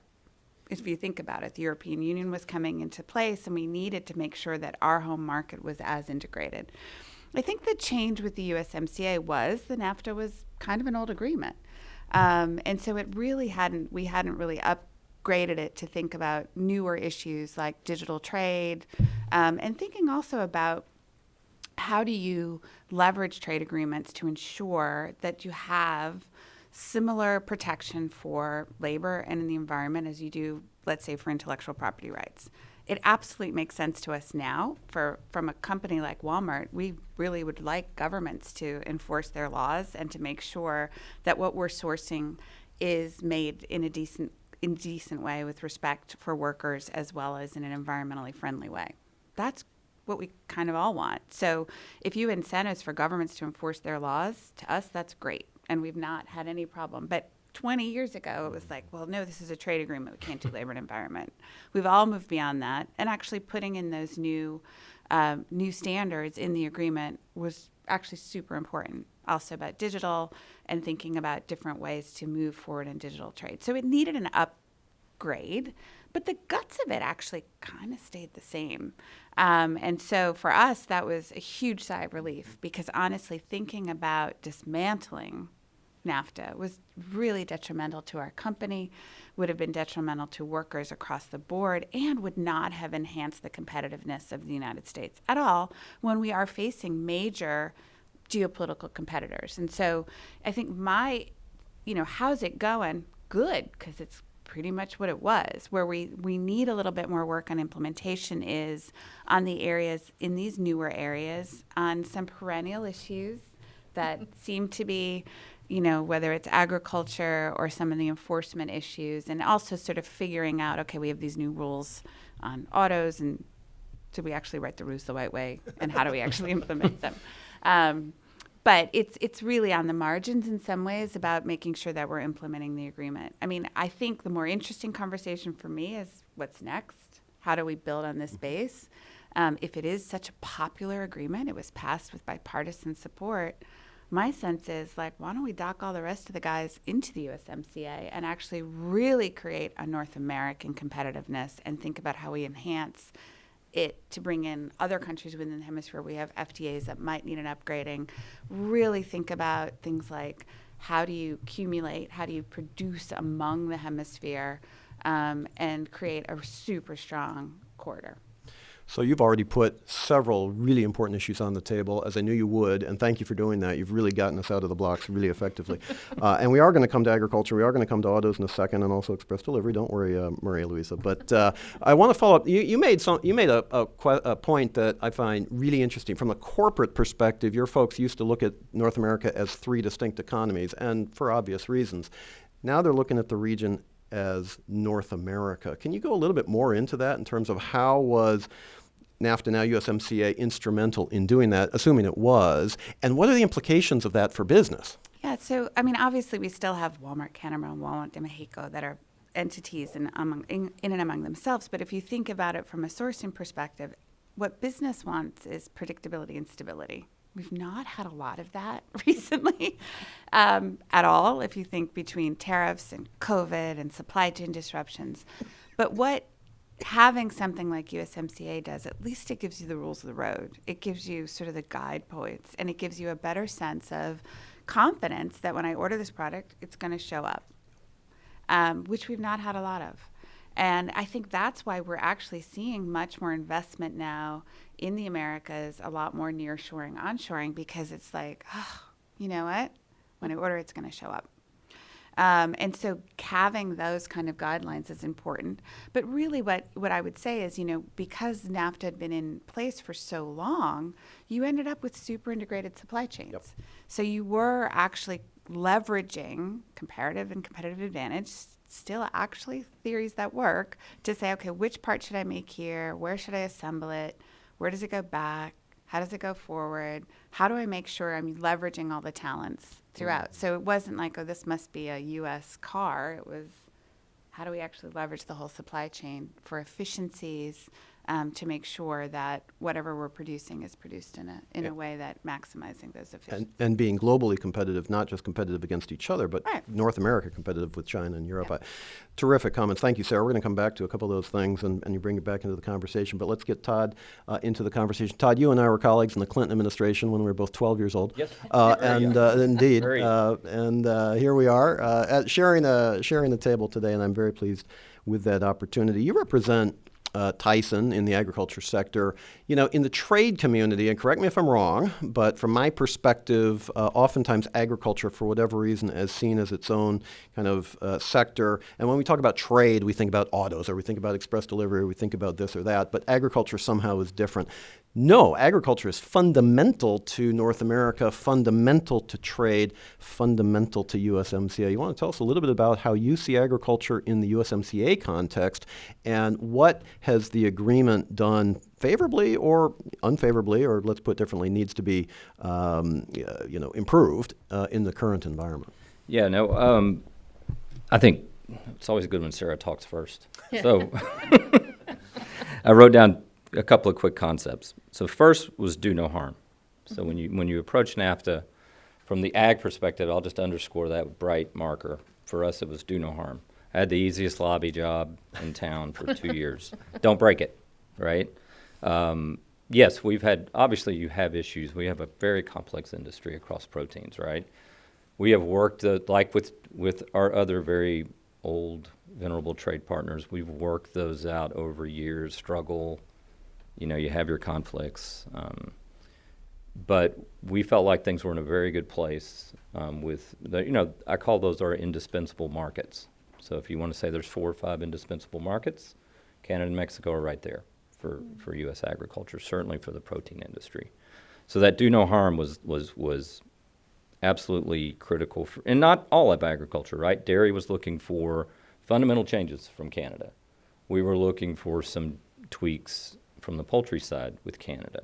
So there were definitely industries and sectors within agriculture that were looking for big deliverables in USMCA. I'd say our sector was a little bit more, hey, it was real rocky getting into that negotiation. Let's just start negotiating. So we were all relieved. We took a deep sigh and went on with it. I think I'd be remiss if I didn't sort of pull it back and go, let's look at this in the context of food security, global food security, right? I mean, we could be in a situation looking at all these geopolitical events, the Ukraine war, what's the effects of that with grain supply and other things, the U.S.-China tensions, all these things, COVID, coming out of COVID, economic recovery. Think of a world where you have a weakened NAFTA, certainly still politically. You're still fighting over it. You just mentioned, we're not fighting over it. That's great. But you're fighting over it. The U.S. political parties are fighting over it. It's weakened. Maybe it's something even less. Think of a North American, a Western Hemisphere where barriers are going up in food, tariffs are going up in food. Don't usually read from a paper, but this came out today with the FAO and IMF, World Bank, that was their call on global food security. What was the first item? Governments in all countries need to urgently re-examine their agricultural trade and market interventions, such as subsidies and export restrictions, to identify and minimize distortions. Shorter interventions cause less harm than indefinite ones. So that's the number one call out right now when it comes to global food security. And we are in a great position vis-a-vis a lot of the rest of the world in that we're in the North American continent, and that also promotes better access to food in the Western Hemisphere. So that's a great place to be. Mm-hmm. So I'll just kind of leave it right there. But is there a way that USMCA specifically has, you talk about doing no harm, which I think is absolutely right. Has the agreement advanced the discussions in some meaningful way, or really has been a hold, constant sort of thing? You mentioned Canadian dairy, but I guess what I'm looking to do is tease out, and we're going to come back to Sarah in just a bit, but the idea of expanding USMCA into the region. And from an agriculture perspective, there's nothing more sensitive than agriculture, maybe energy, I suppose, but agriculture. What are some key learnings that we can take from USMCA that would assist us as we look into the broader region? Well, I think what it shows is, with 3 of the 4 biggest economies in the Western Hemisphere, right, that it is better to approach not particularly, I think everyone sitting here would say this, but certainly based on what I was just discussing, that in the food and agriculture space, it's better to approach these markets as integrated, as strengths and weaknesses, as seasonal, right? We have the opportunity in this hemisphere to ship seasonal, do these things, low tariffs, zero tariffs, easy to understand TRQ, if you're going to have these quota regimes, easy to understand, transparent. Probably just as important is the confidence in the science, right? A scientific approach to food safety and animal disease and all those things that go into it. I think what we're showing and how you extend this, and CAFTA is part of that, obviously part of that story as well, is that these things work. They're better for consumers. They're not exploiting anyone. They're actually making nutritious food, things you need, the absolute building blocks, make that more available to people in the hemisphere. So I think it's a very positive story. And there's, again, as Sarah said, we're just at the beginning. There's probably going to be, issues with implementation. These dairy regimes are extremely complicated. Other things are extremely complicated. But I think you can now step back from an agriculture perspective and say the entire story is a very positive one, and it can absolutely be replicated.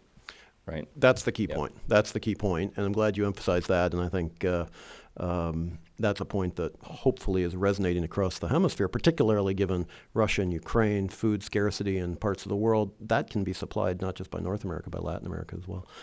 Maria Luisa, your business model depends on trade.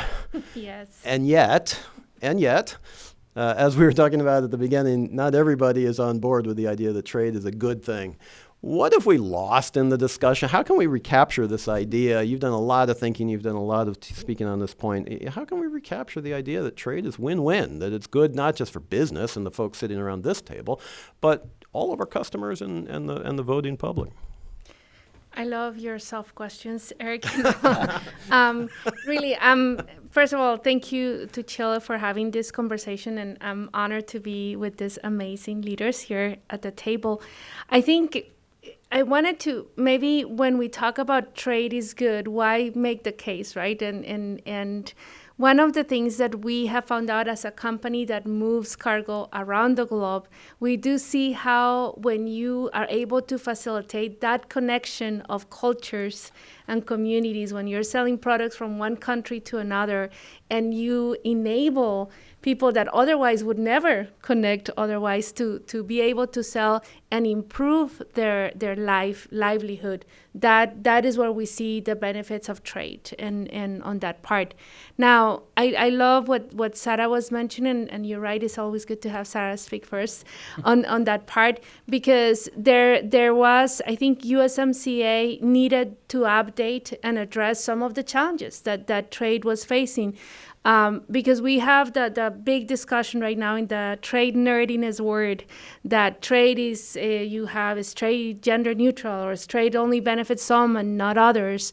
And there's a lot of deep dive connections that we have to do in terms of how the trade regulations trigger down to a local level. Then when you have layers of culture, layers of domestic regulations, that's where you start seeing some of those challenges. And USMCA updated some of those conversations, which I love. Chapter 25, for the first time, there's a full chapter only for small and medium-sized businesses, when in NAFTA, it was a paragraph in an addendum. And don't forget about the small businesses. That was what NAFTA basically said. But that goes to the point of that trade is good in that we can enable others that otherwise may not have thought about it, be able to change their life and make a difference, and empower it with entrepreneurship, where I think that's a big point. So that's where we're seeing that difference. I think the second point on this, and the pandemic happened, and we saw an amazing shift in the first 9 months of the pandemic. We saw changes that we expected to take 5 to 10 years in e-commerce. And we saw people that otherwise would never have trade become entrepreneurs. And we started seeing, that's where, and thank you for mentioning the Women Exporter Program from UPS. We started getting deep dive on doing training on those entrepreneurs, where I remember so much a event in Mexico where I had a lady who told me, I never thought I could export my jewelry. And it was after going on the training. So trade empowers individuals to do things in certain countries that otherwise maybe they never thought they were able to do. So that's where we go to the part where we are seeing trade is good. Trade is not perfect. And that's where we have to make that clarification, where we need to be very thoughtful about how do we address those areas that are potential consequences that might not have thought about. And we saw it in the elections. I am happy that it's not being mentioned. I hope that it doesn't start being mentioned, because we're having a conversation about it today. But it has been used as an example of what not to do because jobs are impacted, etc. We really need to be deeper as trade leaders and businesses that are involved in this. How do we help address some of those consequences that might not be that we may not have expected? What I hear you saying is bringing whole populations into the formal economy, and in Latin America, this is a huge issue. It's a big formality, informality, not so much in the U.S. perhaps, but as we look south, and to have access to the global economy. Imagine, people who have never been able to have access to their capital city now have access to the global economy. That's what I hear you saying. Am I putting words in your mouth, or? No, you're right. And we saw that the informality is a big deal. So we have trained now in the past 3 years over 31,000 women entrepreneurs and small business owned entrepreneurs in Latin America. And I can honestly say probably 60% of those were probably in the informal economy. But once they get the training and you make the case, it might make sense or help you to be in the formal economy, open a bank account, be able to receive payments, electronic payments back and forth. I think Ara was talking about that part of the payments, that they don't have the trust on the system. So trade is giving them that trust that, okay, it might be useful, But the other challenges during the pandemic, they saw that governments wanted to help everybody, and those that were in the informal economy couldn't reach out to that help because they were in the informal economy. So how do we address you're not putting words in my mouth. You're reminding me that I needed to talk about informal. That's what you call a prompt. A prompt, yes, I love it. But that is very important. But your points are fabulously made, and it goes to the point. It goes to the overall concept and what was behind the original question is, when we hear people say, well, trade is bad because it's exploitative and it creates divisions and all these things, that's not the right story. That's not the right narrative, and we've lost the idea that trade is actually empowering and it brings people into the economy who have not previously had that access. I'd love to pursue that conversation line a little bit further, but we got to bring Omar into the conversation. Omar, there is nothing. There is nothing more classical in the trade side than the auto sector. The auto parts agreement with Canada led to the auto agreement, led to the U.S.-Canada FTA, led to NAFTA, led to USMCA. I mean, everything started with the auto sector, right? And the auto sector has been fundamental in North America, continues to be in USMCA. From that perspective, it's also one of the most complex and complicated. And so I guess the question would be, how simplify this for a expert audience in the auto sector, such as me, right? What's the importance of trade within the USMCA framework to the sector that you represent, which has millions of jobs at stake? Right. And I'll get to that in a second, but I really want to echo your comments at the beginning. By the way, thanks for moderating today. This is going to be a really good conversation. It already is, but you do such a great job. Your comments about alveolar earlier, I think, are really on point. And here's where you get the trade and foreign policy nexus in terms of what we were just talking about now, is that, when you have increased commercial activity, look at the Women Exporters Program, and to your point about bringing people out of the informal economy into the formal economy, you're generating economic growth, greater economic activity. And when that happens in the North American market, let's say in Mexico, for example, happens in the U.S., Etsy's a great platform, right, for something like that. Happens in Canada. When that happens and you generate that market activity here, you're strengthening the North American region, and that has foreign policy benefits. I think one that comes first to mind is like strengthening national security, particularly in the U.S.-Mexico relationship. Right, I think that's an important part of it, and so that's where you get the blend, I think, of the foreign policy and trade aspects. But to answer your question, I think what's really has been very beneficial to companies like General Motors has been the integration of the North American market in terms of supply chains, and of course benefiting that for consumers.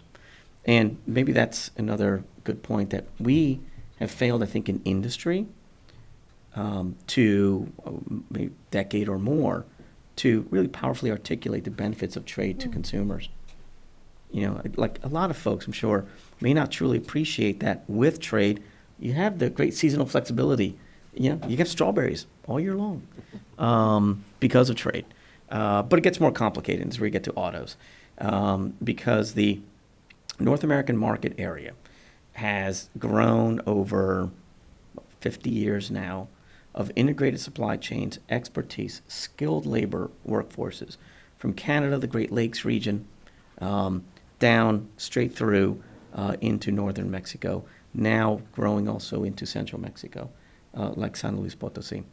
And with that, you have this, a well-skilled workforce. You have the vendor supply chain systems that are built along with it. With that comes the related R&D and technology development that happens, whether you're engineering on a line for advanced manufacturing or innovating right on a line for greater efficiency to the actual components of the vehicle. This ecosystem is pretty crazy the way it's grown. And so what you have with the USMCA is a strengthening of that.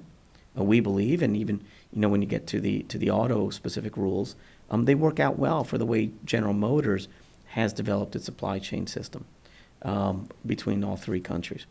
USMCA is a bit of a modernization. And I remember having a conversation in Ottawa in the Prime Minister's office with his staff, and they talked about USMCA as being sort of the modernized trade agreement. We don't talk about trade in that context, but there are a lot of components. Maybe it was Sarah, said, when we wrote NAFTA, and my first job as an intern was part of a coalition lobbying for enactment of NAFTA in Congress. So, we focused only on the labor aspects, or really trade aspects of it, really mechanical pieces. Yep. I mean, the real controversy was the labor and environmental pieces on it. Today, that wasn't much of a debate, right? It was blended in there, and I think that's to the benefit of where we've evolved on trade. I will say, I think there is great appreciation for trade. One thing I've noticed is that the bad word of trade was included in the Inflation Reduction Act. Yes. We're learning. Well, but so what Inflation Reduction Act did was it actually recognized or appreciated the fundamental aspect of our existing trade agreements, or even the North America Agreement, when you look at the battery content rules or the critical mineral sourcing rules.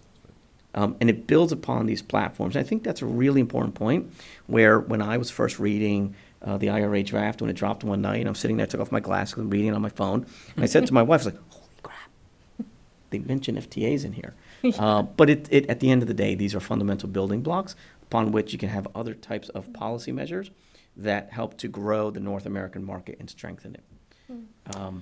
One last comment real quick. Please. I think we talked a little bit about this, and I know I've gone on. But I think another thing that we in autos have learned coming out of COVID is needing to have greater certainty and strength within our supply chain system. Semiconductors being a piece of it. But over the past couple of weeks, you have rail capacity. So we have a lot more to learn. But one thing we've also learned or appreciated is that we cannot leave our supply chains and therefore our customers vulnerable to pandemics and natural disasters and geopolitics. Yeah, that's a great point, a huge point. Marianne made me promise that I would leave some time for questions for the audience, but there's one pregnant issue that we have to get to before we go to the audience, and I realize we don't have a lot of time. But I want to build, Omar, on the last point that you just made and expand it then to the same question to all of you. And it's the question, it's the title of our panel. The panel is, how has USMCA strengthened our hemisphere? Right, not just North America. And so the question is, the USMCA by definition includes 3 countries in North America. Can it be a model? Can it be used? Can it be the building block, to use your phrase, for a broader hemispheric trade approach?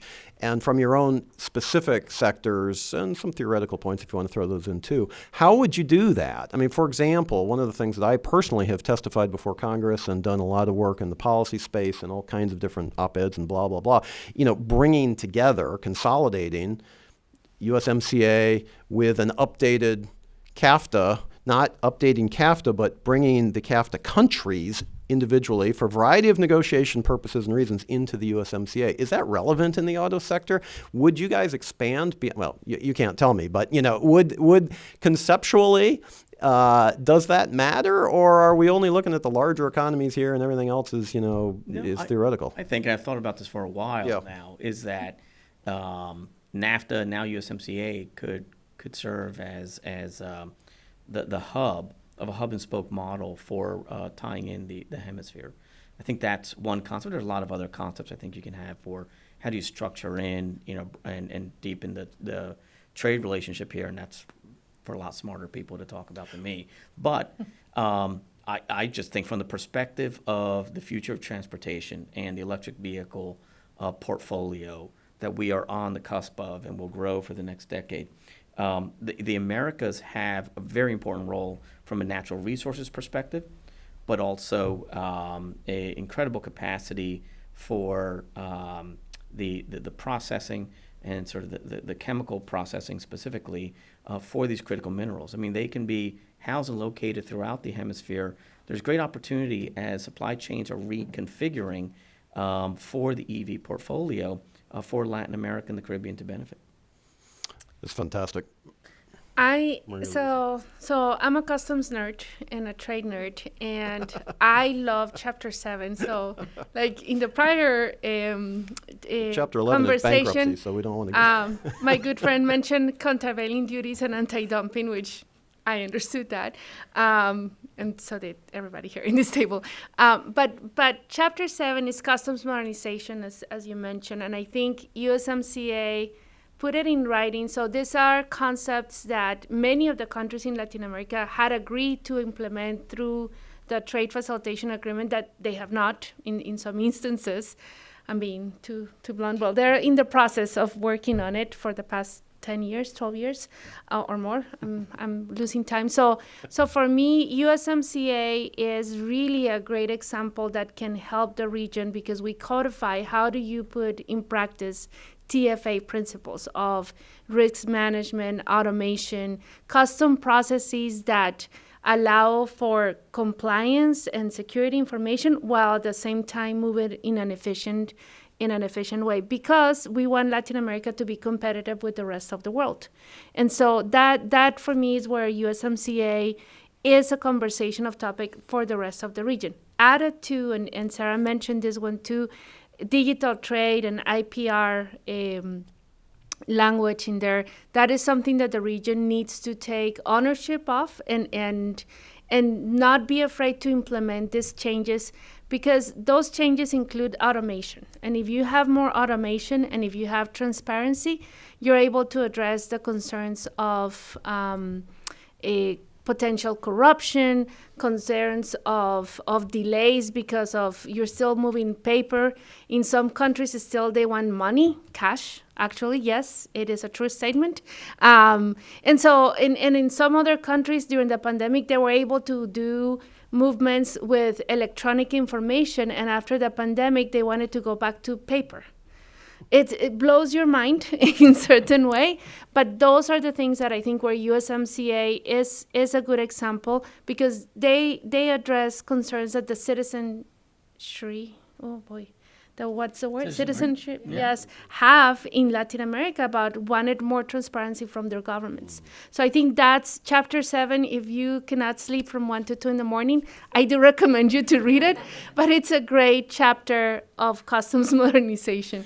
I know, I need But no, but that also, and you know, we giggle up here and all that, but it's actually, the point is profound because one of the Biden administration's fundamental goals worldwide, but certainly in Latin America, and I'll be in Guatemala tomorrow talking about this, is the idea that corruption is a drag on development. And how do you get at corruption? Well, one of the ways is digitization, just as you were saying, and that is it is an issue that needs to be addressed. We don't have time to pursue it further, but perhaps, Todd, you can give us your sense of how you would expand the USMCA framework into the hemisphere if you think that's a good idea. And then, Sarah, I want to ask you the accumulation question. I think from is it doable? Yes. And I think we talked about that a little bit a few minutes ago. You've got an example of successful trade agreements. Because the U.S. is going to have to lead. U.S. has to lead it. Brazil obviously would have to be on board something like this. I mean, you're talking about they're an agriculture protein powerhouse, and I know I'm looking at this through a sector lens, but I mean, they're very, very important economy and a very important country in this, so they would have to be willing to do that. The things my colleagues stay up at night late thinking about, I don't. Probably think about football too much, but I know. I do want to get past the review period. Let me just, again, I come from the do no harm school of government affairs, so I would like to see us get through the 25-26 review. I worry about the capacity of the United States. What is our model? So, we went from an era where multilateral was kind of off the table, and now they have to, now you have different, what does a modern trade agreement look like in terms of the U.S. political system's willingness to take it on? Well, we're talking about, I think the parts are there. Is the political will there? And is the vision there to do it? Because at the end of the day, it's going to require, a lot of lifting, and we still have we'll see where Indo-Pacific is going. We'll see what that model yields. We have a lot of work to do. We have a lot of challenges. So I worry about capacity. I guess so I'm being the practical one. No, it's a fair point. It's a very fair point. And, glad that you made it, because sometimes people like me get ahead of the conversation and say, why aren't we doing this? Well, there are capacity constraints. There's no question about it. Part of that, though, there is a certain urgency here, isn't there? Because, this is how we bring it back to Central America and accumulation and CAFTA, et cetera. But another urgency that the administration has been trying to address is migration issues, many of which are coming out of Latin America, Central America, Northern Triangle specifically, also increasingly now Mexico, and now, of course, Venezuela, and even we're having Cuban migration crisis once again. And we may, I hope I'm wrong, but we may soon have a Haitian migration crisis. So, this is big, and it's real, and we have historic numbers at the border. And, there's a joke, it's not very funny necessarily, but you can employ Central Americans in Central America, or you can employ them in North America, you choose, right? And so the question is, how do we build, nobody laughed, right? I said it wasn't that funny. How do we build the economic conditions in Central America that will allow, from a trade perspective, right, production and supply chains, all things we've been talking about, certainty, resiliency, and help us address some of these larger issues out there too, namely the migration issues, but also anti-corruption and everything else. Sarah, you mentioned the word accumulation, which is very important. It is. It's a really good one. Maybe you can talk to us a little bit about that in terms of how that would work, bringing these two regions together. Yeah, so, I guess for me, USMCA passed with overwhelming bipartisan support. And what I hear from the administration is we can't go into the TPP because there just wasn't congressional support. So if you have overwhelming bipartisan support for a model that was largely designed, with the help of the current USTR, why wouldn't you double down on that? Why wouldn't you, we have free trade agreements with many, Chile, Colombia, Peru, Central America, many of the nations in the Hemisphere, but they are very hub and spoke, right? So they don't allow you to get scale, and what scale does is drive down cost and enhance competitiveness. And so it seems to me that if we could actually harmonize some of those rules of origin, so how do you actually qualify for the agreement? How do you make sure it is a good of these countries? Then you should be able to knit together those free trade agreements to create better scale and better competitiveness for the region. So on apparel, it's a tricky thing. There's, the margins are low and the costs can be high. So if you could actually knit together these free trade agreements, you probably could get more competitive goods, and then you could have more production in the hemisphere.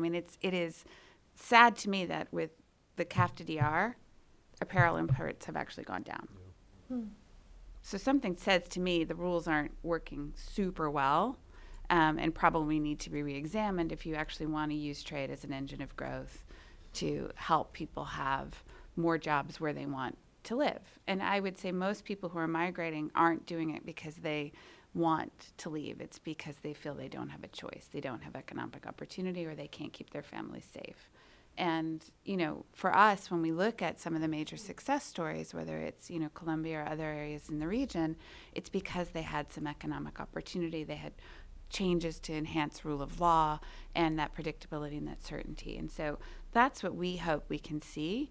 It's not a panacea. Trade doesn't, just because you have a trade agreement doesn't mean you're going to get economic growth. You have to couple it. And I think that's, to me, where, the business community didn't tell the trade story. Well, it's one tool. The other tools are things like education, skilling, upskilling, infrastructure. We really haven't spent a lot of on infrastructure until now. So, what are the components of competitiveness that you need so that when you do have opportunities to export, you can take advantage of it. So I think you need to have it all together. Fantastic. Well, I don't have it together as moderator, obviously, because we've gone way beyond time in terms of the formal presentations. We have 2 minutes for questions. Is that right? Or no, we don't have any time for questions. We have a comment from our chairman. All right. And then... well, we're going to take that. Yes.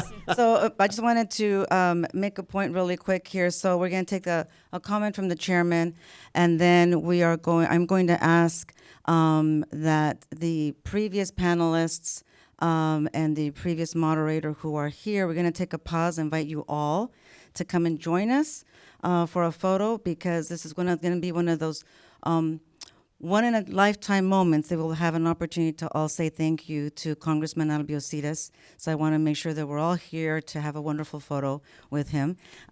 So first the chairman's comments, and then we'll get everybody together, and then we'll have a presentation to the Congressman Albiocides. Chairman. Great. Thank you all so much. The five of you have been extraordinary, and the prior panel also. Thank you so much. I just want to point out, we always should keep in mind that there are only two hemispheres in the world with democracy requirements. Ever since 1948, there's a democracy requirement for the Western Hemisphere, and then the European Union did the same when they came together as the European Union. One of the problems with NAFTA 30 years ago was that the democratic transition, the free election of 2000 in Mexico, had not happened. I don't think the free election happened because of NAFTA. I think it happened more than anything else because of the leadership of Ernesto Zedillo, who permitted the opposition to, in a fair election, to win. But let's keep that in mind always. The democracy requirement in the two hemispheres of the world is fundamental. And I do agree with each and every one of you that the agreement, the improved agreement, for many reasons, improved, that you all discussed, the agreement with Mexico and Canada, is a success, and that we should all be very proud of it. And thank you all very much for your participation today. Thank you, Mr. Chairman. And I have to say, there is so much more we could be discussing. Your clarifying comments on democracy are very, very well made, of course. And thank you for that. I would love to continue this conversation further. We simply don't have the time. I've been given the hook already. And so, but before asking for our thanks to our panelists, I don't think Chairman Sears was here when I was gloating over him in terms of his wonderful bipartisan leadership and service. So, Mr. Chairman, just to take 10 seconds to again thank you for that. And we're going to miss you. We hope you'll stay in contact with us in your new capacity, whatever that turns out to be. But thank you for your leadership and your bipartisan support for these very important issues. Ladies and gentlemen, would you please join me in thanking our panel as well as Chairman Sears for his... Thank you again. We were getting a lot of wonderful comments also on chat, so thank you so much. There's a lot of other trade nerds that are watching too. So can we please have a photo of this panel first? And while this panel gets ready here for a photo, I'm going to ask the other panel members and moderator to then get ready for a photo here while the chairman welcomes Congressman Albiocides to the stage.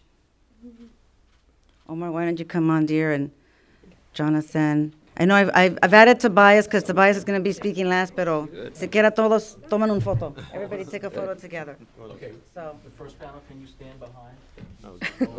All right. Would you mind bending those microphones down? Thank you. And if you have room, those of you, if you have any space to handle those folks, so that. More squares. All right, that second. How's that? Is that better? Sir, may I have you right here, please? But Albert should be here also. we'll go ahead and take this photo, and then we'll get Here we go. Congressman Albiocides to. That second row, can you take one small step to your right, please? Thank you. Thank you all for your patience. Here we go. And 3, 2. Terrific. Great. Got it. Thank you. The time warp goes through. Thanks. Now with the Again. So we're gonna add Congressman Albiocides to a little memorable moment here that we won't. Midnight showing in Muncie, How are you? Indiana. Hello, sir. Ms.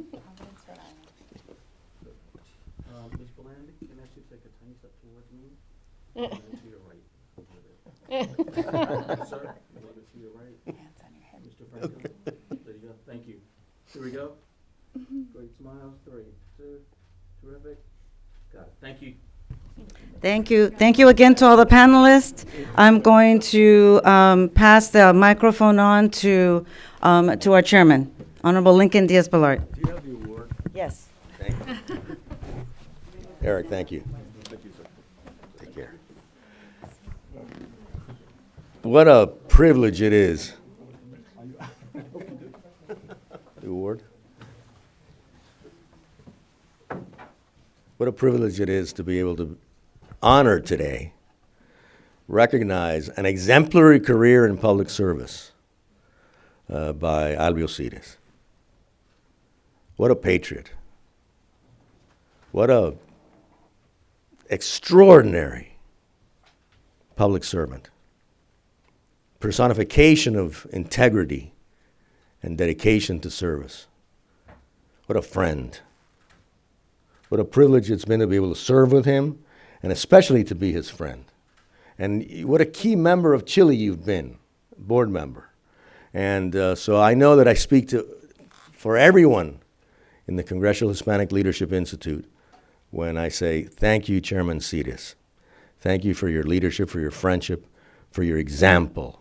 For example, we're going to miss you, but we know we're going to stay in touch. And we're deeply grateful to you. Te queremos mucho. Albio.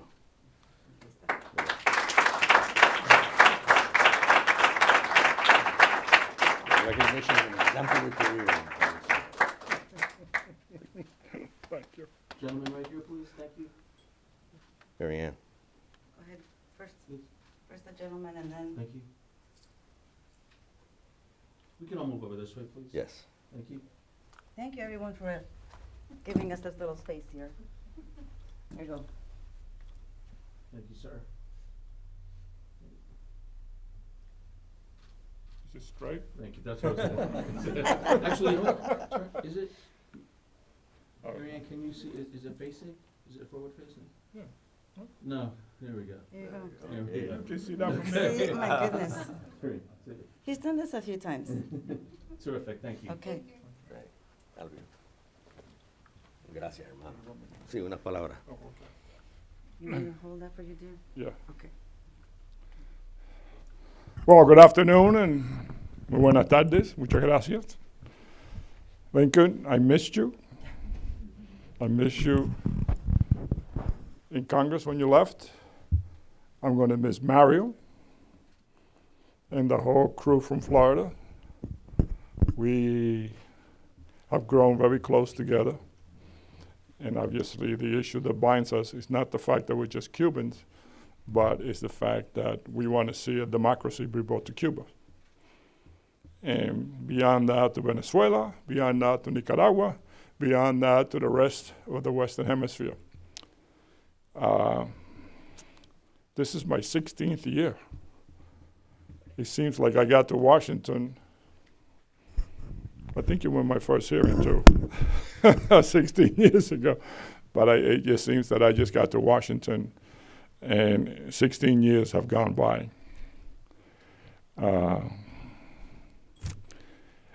don't know where to start, but just to tell you that one of the missions that I had when I came here to Washington was to make sure that I promote the region, that I promote the Western Hemisphere.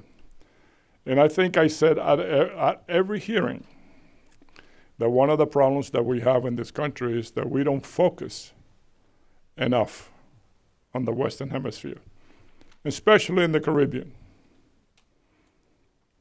We should be in there. I don't understand why we have to go to China to buy a toy when we can make the toy in the Western Hemisphere. I don't understand why technology goes to China when we have extremely bright people in the Western Hemisphere.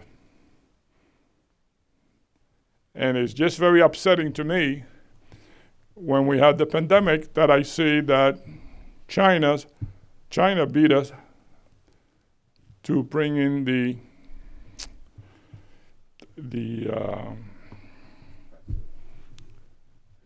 la vacuna. Excuse me. Sometimes my brain gets before us. And then when we had it and we bought it, we never sent it to the countries with a little American flag on it to show them that here we are, helping you. So all my years, I push. And I think this year what really got to me was the issue in Nicaragua, when just about a month or two before the election, the IMF gives Nicaragua $340 million before their election. That was like a dagger in my heart. That a country that does not stand for democracy, does not stand for human rights, that is imprisoning people, that the IMF is so careless that they give this country money. You know that money, and even if they tell you it's for people to get vaccinated, never went for the people. Only 10% of the people I think is vaccinated in Nicaragua. So obviously, I tried to get the IMF before the committee. We got no response. But I certainly made enough noise, with the administration, since we are one of the biggest donors to the IMF. And as we have seen, Nicaragua has only gotten worse. Cuba has only gotten worse. Venezuela has only gotten worse. Some of the other places in the region, in the Southern Cone, they have their issues.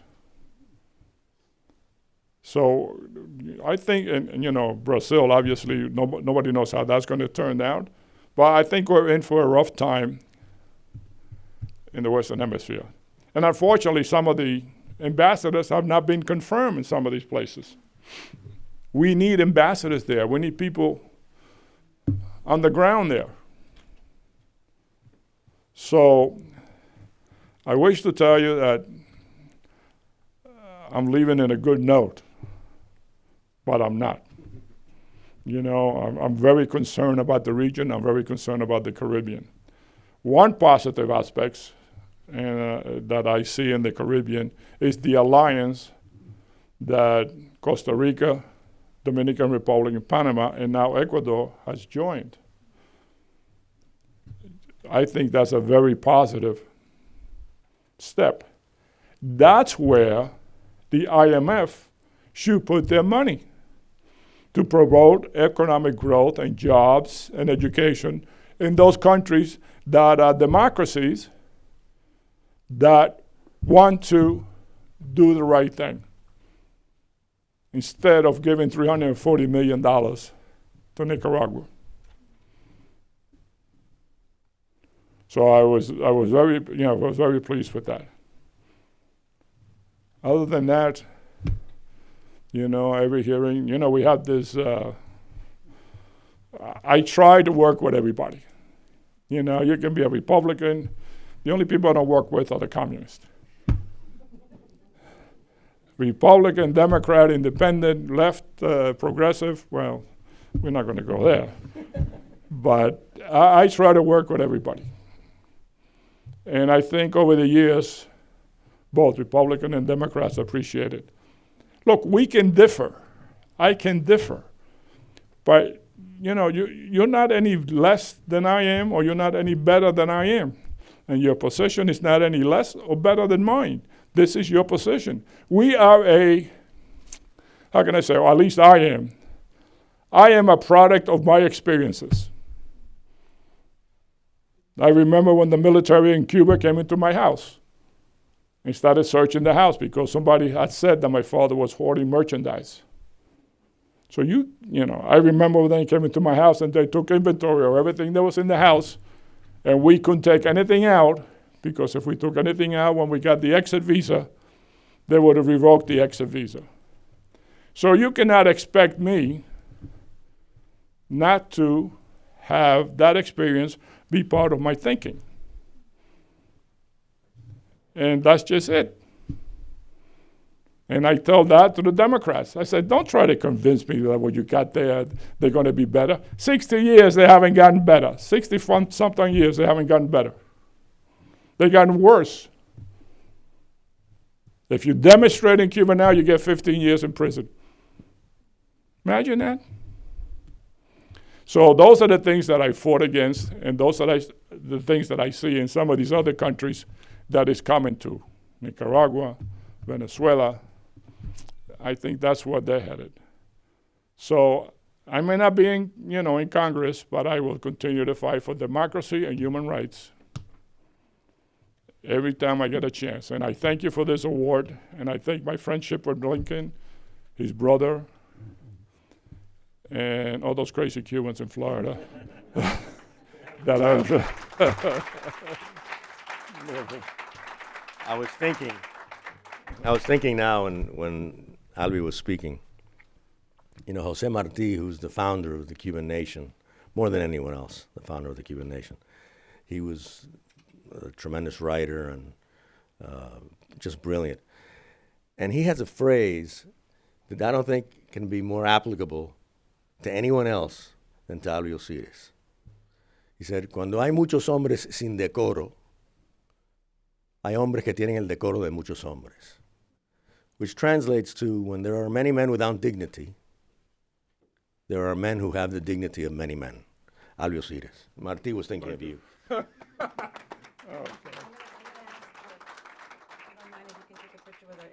No, sure. So I'm going to ask our global leader interns, our communications fellows interns, if you're an intern in the house, please come up to take a picture with the wonderful, honorable Albi Osiris. And I'm going to ask the tech team, if you can at this time, to go ahead and run our sponsor videos. Greatly would appreciate that. And then we will come back for a presentation by our friends at the Israel Latin American Network. The Congressman made a point that we tell those students and we tell the interns that the diverse points of view matter, but what also comes into play is your experiences. No one can take that away. Make sure that you share that.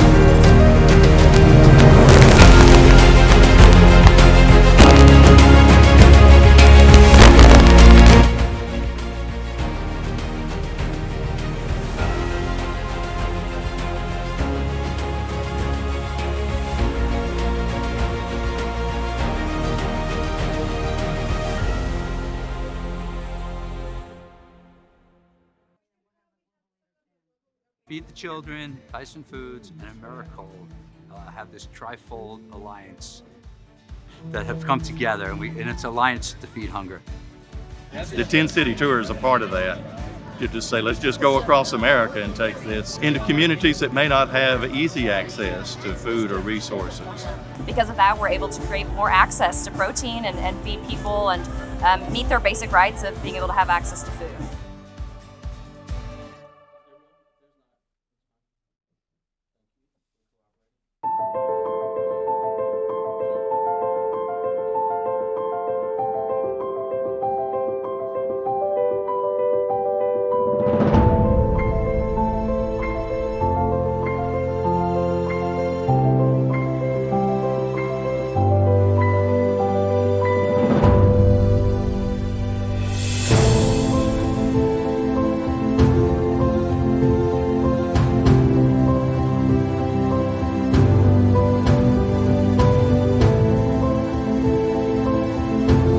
Again, and another round of applause for Congressman Albi Osiris. Muchísimas gracias y felicidades.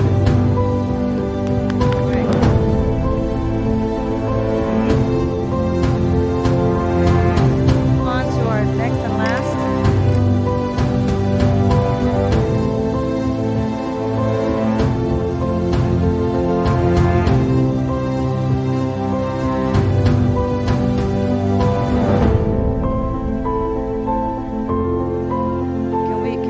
Video so we can play that. Oh, there we go. Yes.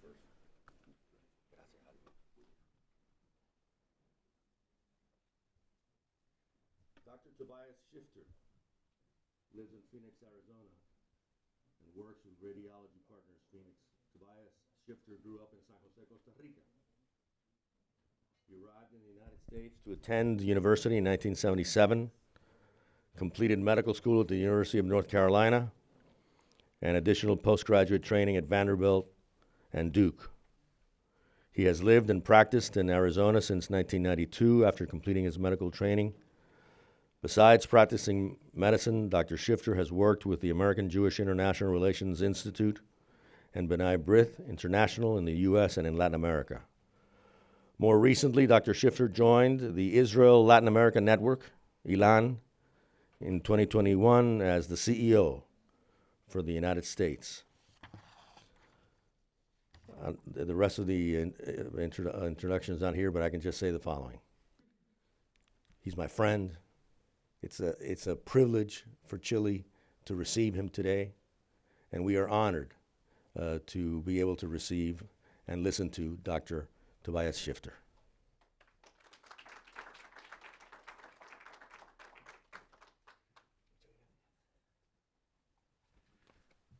Thank you.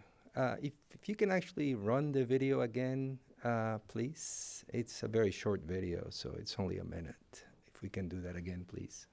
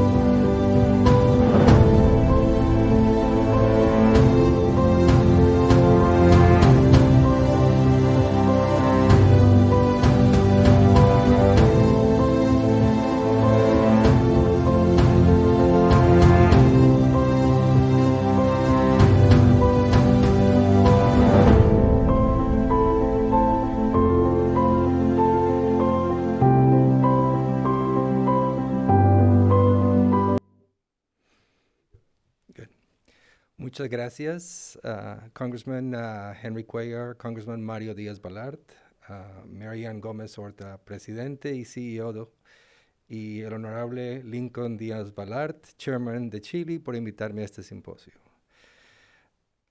Good afternoon, distinguished guests. You will be happy to know I'm the last speaker, so it's a very short speech, and we can all go to the reception. So, ILAN is the Israel Latin American Network. It was founded in 2018 in Mexico by Isaac Aza. Currently with offices in Mexico City and Tel Aviv, and soon to be officially launched in Guatemala City, Guatemala, and in San Jose, Costa Rica in October 2022. We're a foundation that generates value through recognizing and promoting innovators. So this is something different than that you've heard all this afternoon. We're talking about innovation and promoting innovators. ILAN is nonprofit, non-denominational, non-political organization that seeks to encourage and promote Latinos like us that want to innovate. Why? Because we can. Because we're all an example of that. I'm a Latino. I was lucky enough to be in this country to come to the university, and this is the best country in the world. And we Latinos in the US can be very innovative. Innovative paths and ideas in different fields, from agriculture to education, from healthcare and sciences to technology, from environment to social transformation, and so on. At ILAN, we search for Latino, Hispanic innovators, promote them with media exposure and public recognition. And we have different paths to accomplish that. The model we follow, as you saw on the slide, is that of Israel, Startup Nation. Startup Nation, Israel is only behind the US in the number of startups in the world, with a constant drive for different paths to deliver ingenious ideas and successful execution. It's not only the idea, but it has to be executed. In summary, ILAN promotes innovation linked with Israel to improve people's lives.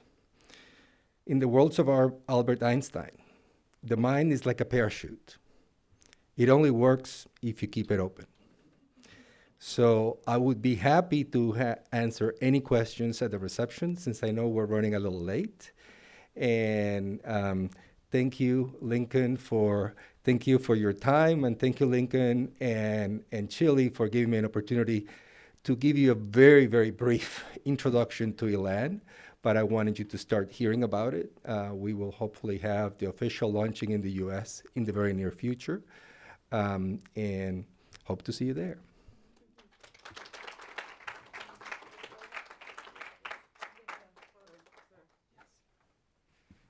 Of course. And another round of applause and a thank you for Dr. Tobias. Thank you very much. We're going to take this concludes our program. Again, thank you everyone for joining us for the annual CHLI Trade and International Affairs Symposium. We look forward to your engagement in another program. Again, thank you for being here. God bless and happy Hispanic Heritage Month. Thank you.